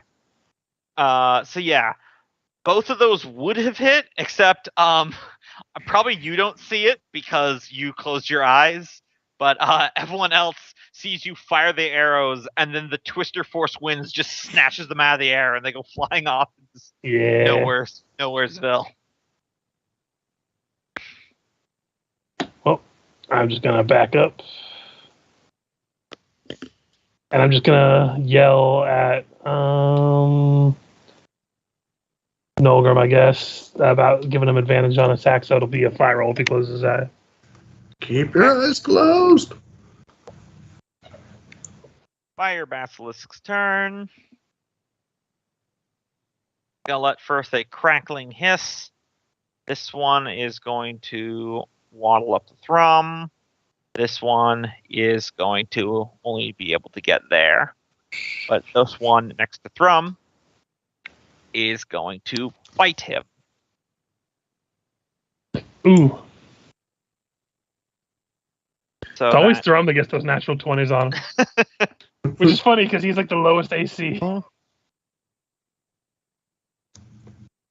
here's a funny loophole I realize about Freya in that suit, is I believe the suit is technically seeing for her. So I guess she's fine. And that bite attack misses Freya. Brum. Now be honest here, would you have looked at it as it bit into you? No, he's been yelling. He said it 3 times to close your eyes. Okay. So he... You're the one almost turned to stone by the last basilisk that you fought. Yeah. I'm saw these ones that had PTSD. He is withdrawing.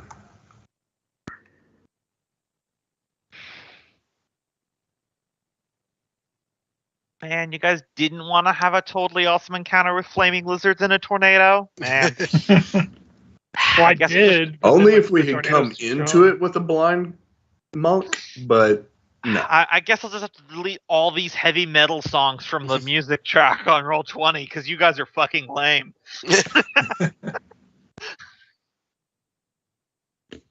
All right, so you're just running away there, Thrum? Run away. All right. Fulgrim. Let me see. They hurt. I'm going to cast Aberrant Grudgebound. And do the Whispering one. By the way, you won't have advantage after all because I forgot I used Hunter's Eye, and those are both bonus actions. Okay. That will be this guy. Yep. And then, Is he the judgy one? He's the Yes. judgy one. Very, very judgy. Then move away, and let him do his thing. Does he act? Try to remember. Does he get his own turn? Or Yeah, does... it's end of your turn. Okay, end of my turn. Okay. So at the start of his turn, creatures within 5 feet must succeed a Wisdom saving throw. Shame the lizards. That's right. They seem pretty unshameable. 18 passes. I think the 14 fails. Mm-hmm. Alright, so the one that fails, take 2d6. Psychic damage, 8 psychic damage. And then he is going to attack using Spiteful Maws. Yep, there we go. It's in my condition immunities. I can't be blinded.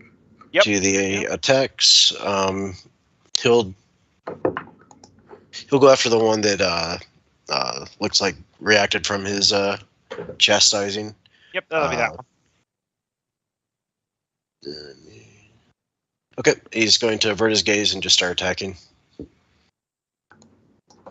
Trying to remember, I could click his attack. Okay, yeah, I could just click his attack. Doesn't prompt me for disadvantage or It should have a toggle at the top. Oh, I see it at the top. Okay. So second attack, and would a 15 hit?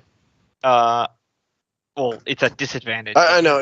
That's why I'm asking if it would hit. Yeah, then if 15 would hit, yes. Okay, then 6. So 15 would hit. Okay. 4. Oh, it doesn't do the damage. You click on the attack. Oh, okay. Click on the little thing. Yeah, there. There you go. It doesn't. Yeah. So for 14 psychic damage. Mm-hmm. Big hit. And that'll be my turn. All right. Freya. All right, going twice with the giant axe on this one. Mm-hmm. 1, 2. Second one will miss, though. All right, so it takes 7 slashing. Mm-hmm.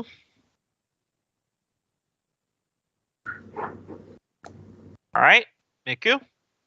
Can he be blinded? He can't. Wait, I need to check something really quick. Because he still has eyes. They're just different eyes than yours, but they still function as eyes. He's not slime. He doesn't see out of his entire body. No, I have special eyes. My brand. If you know what that fucking meme is. I mean, I assume it has something to do with Naruto, because for some reason Special Eyes was big in that one. No, but it's It equally was a ridiculous. glasses commercial. Oh, I see. And then someone made a Mass Effect meme out of it.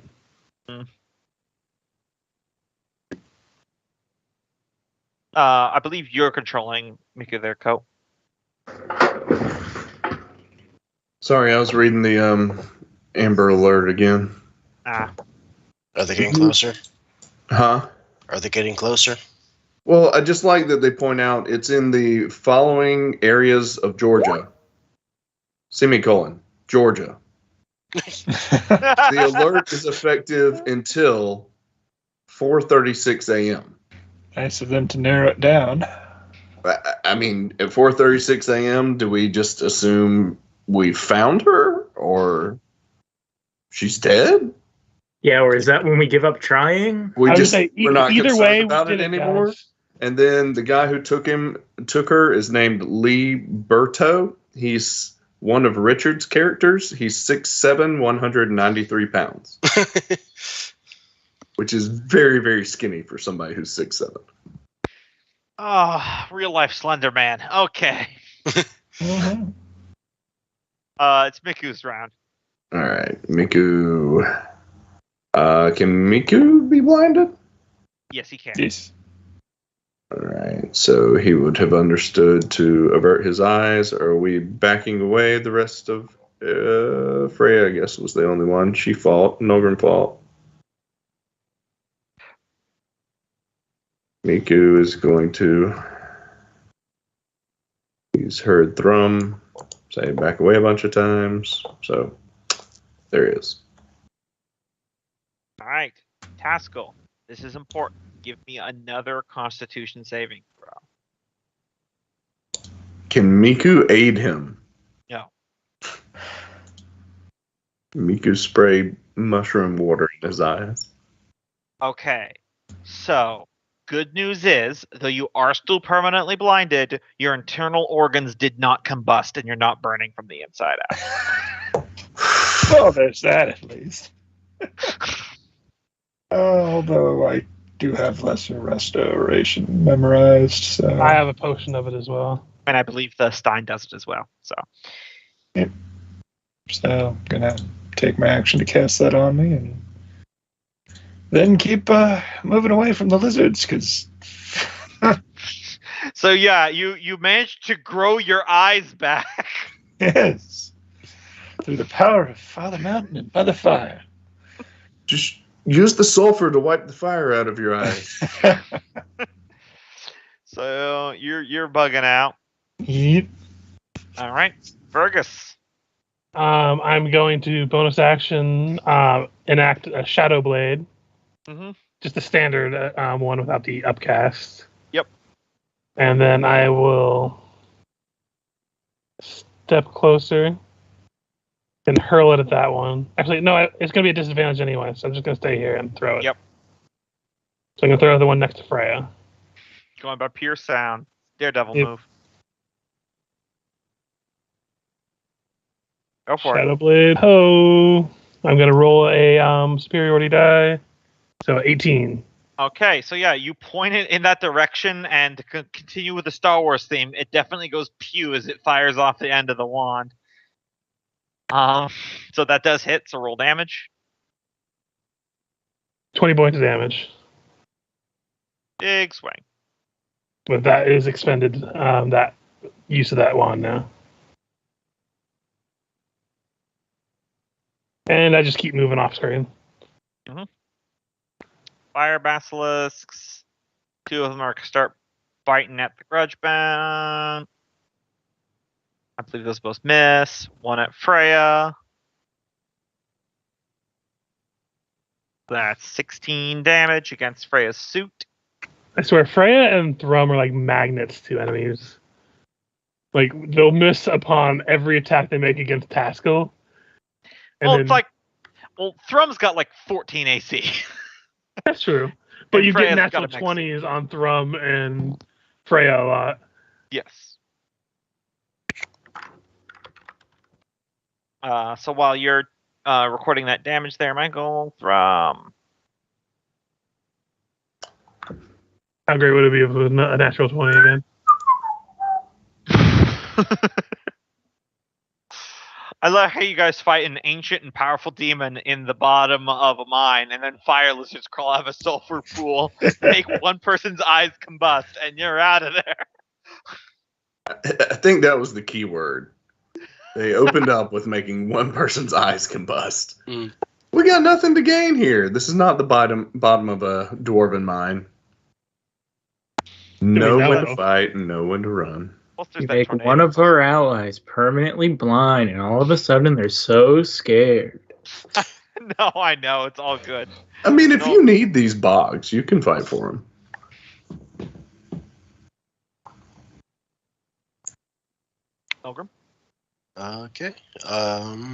Pilgrim's going to follow everybody else withdrawing, but the guy's going to linger behind and continue to attack. All right. So wisdom saves for each of them. Whiz. Pass fail. 9 damage to the one who failed. All right. And then continue attacking the one that he previously attacked at disadvantage. Hit. That is 13. And 9. All right. Freya, you bugging out?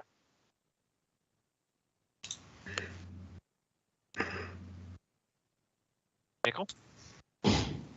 Oh, shoot. I forgot to track days. Michael? Yeah, that's what everyone else is doing. All right. Well, you all managed to bug out. Run away! And then before Fire I I was all for fighting them, but you know, I am the only one that's immune. So. I mean, you can stay there not doing much damage. And you've got that asshole over there who's judging everyone. He'd help you. Now, for me, the deciding factor was when it decided to grill my liver without while I was still using it. Yeah. I lost my eyes, but I kept my liver. I was Thrum blind too. So now I drink. Plus, there was the impending doom of the cave NATO that was coming down on us. What's it been? 3 days since you guys left the mine? I forgot to keep track. This end of this day will be the 4th day. Gotcha. I just know because I'm keeping track for my penalties from being revived. Excellent. That helps because I completely blamed on that. We've been doing the mine for so long. It's so slow. So you guys turn back. After you get clear of the twister and of the flaming basilisks, you're all like catching your breath for a second. And Iago's there and he's like, in common, turns to Taskell. Holy shit, did your eyes catch on fire? What was that? I don't know. I mean, I was actually kind of curious that if you had gotten your eyes caught on fire, would it only be the one you actually don't have the eye patch on, or what? He flips up the eye, like, well, I don't know. I have both of my eyes right now. I still see through the eye patch. Let's not go back and find out,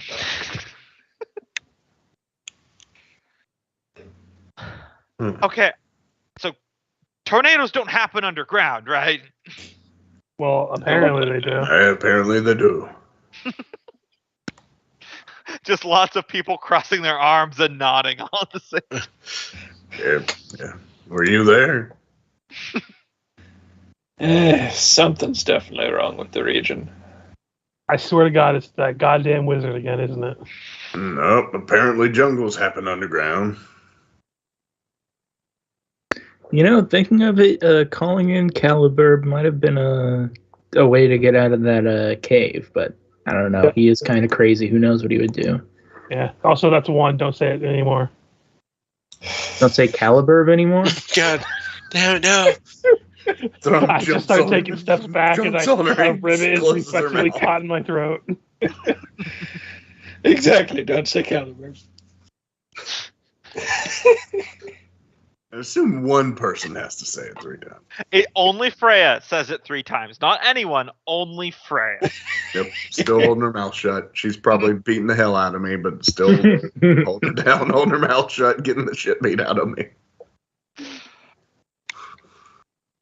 Well, I think after a moment's time, it probably wears off. Resets? I don't know.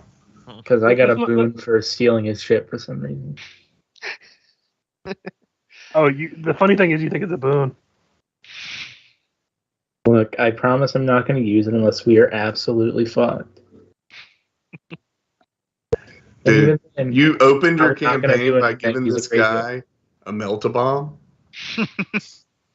That's ballsy, I'll tell you what. You don't know what is going to happen. I'm still like 80% sure nothing's going to happen. It's a Caliburn. So I imagine you rest the rest of this day? Yep. Taskell, is there anything we can do for you? Yeah, I'm fine. I was going to say, I think he fixed himself. Yeah. Restoration took care of it. Man, that would have been horrible if you guys didn't have a cleric in the party. I mean, I have a potion, so if only one of us had it. Yep.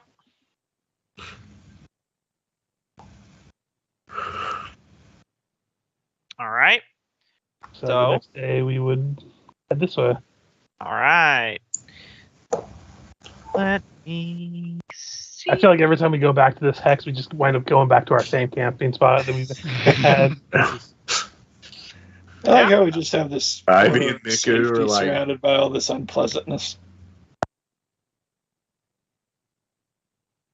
We'll name this camp the Oasis. All right. Why do you call it the Oasis? Well, if you go that way, you freeze your balls off. If you go that way, there's Cave NATO, fire basilisks. If you go that way, you can't get through the wall of woods. If you go north any too far, you're going to run into bugs. Yeah. They move, by the way.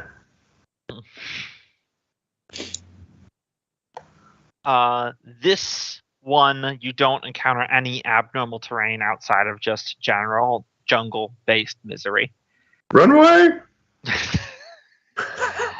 Lyme's disease. Anyway,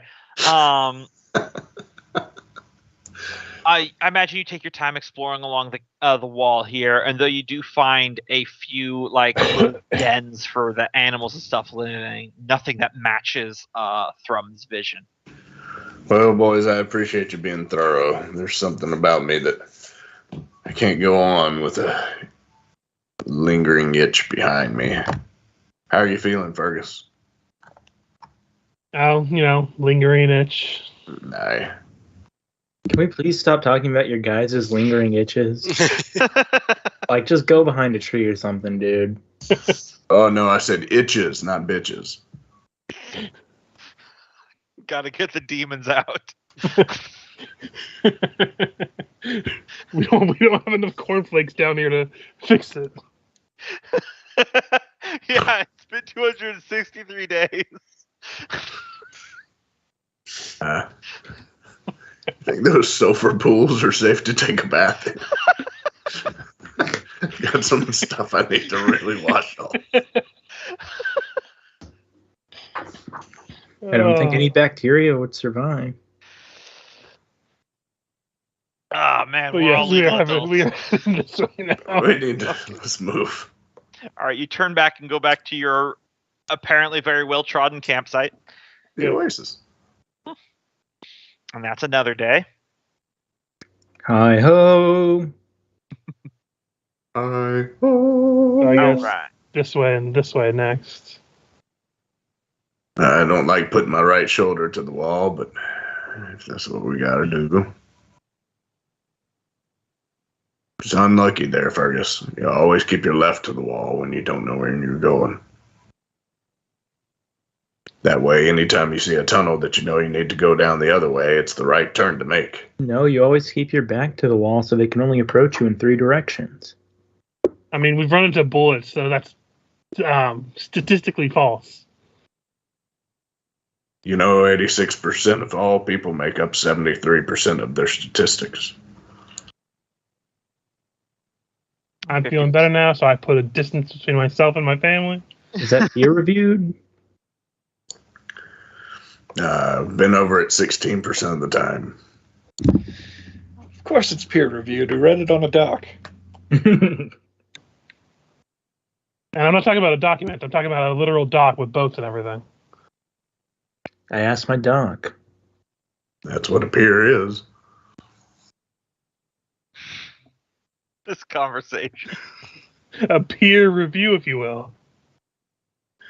It's when a bunch of people who live on boats decided to yell at each other across the boats about what they think of the world. So a yacht party. Yeah, a peer review.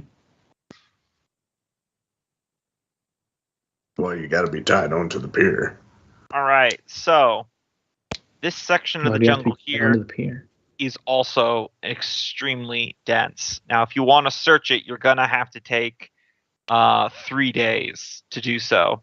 You can use a DC 16 survival or a DC 20 strength to reduce it to 2 days. Or you just write it off as a loss and you turn back. Up to you.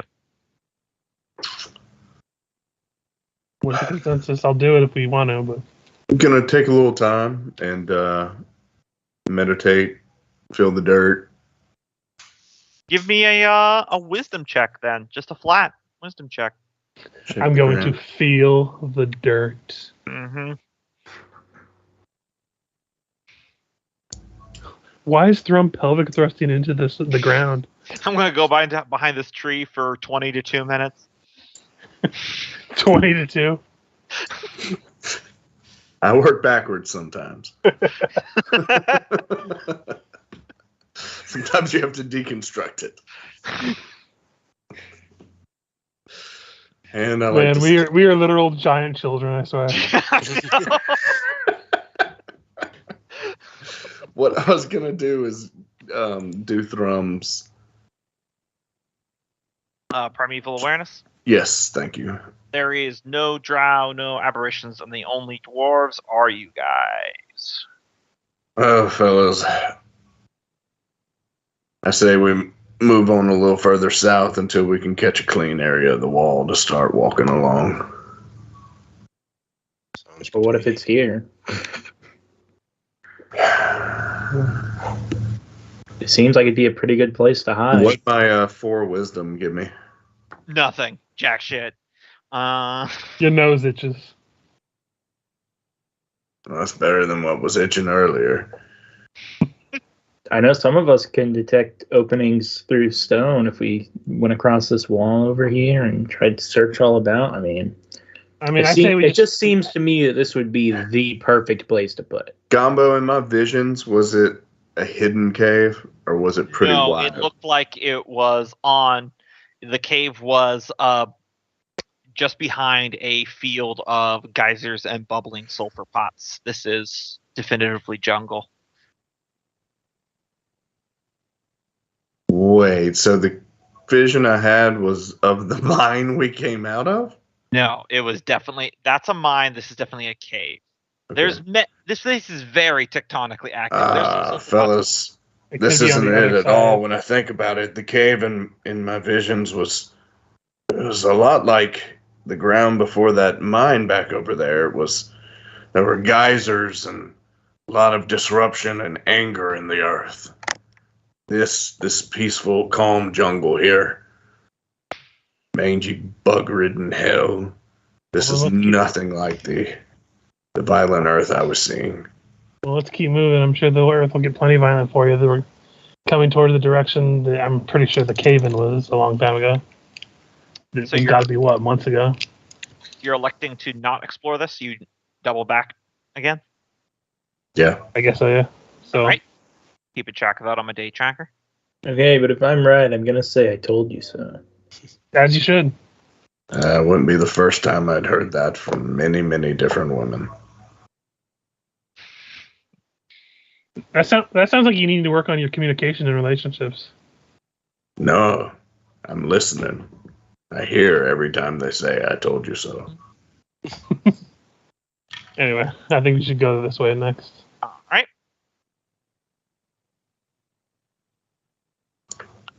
Plus, I'm just taking charge. I have this bad habit, Fergus, of winding up with a female who, whatever I say, they're going to say the opposite. Mm-hmm. When I'm right, I'm right. When I'm wrong, I told you so.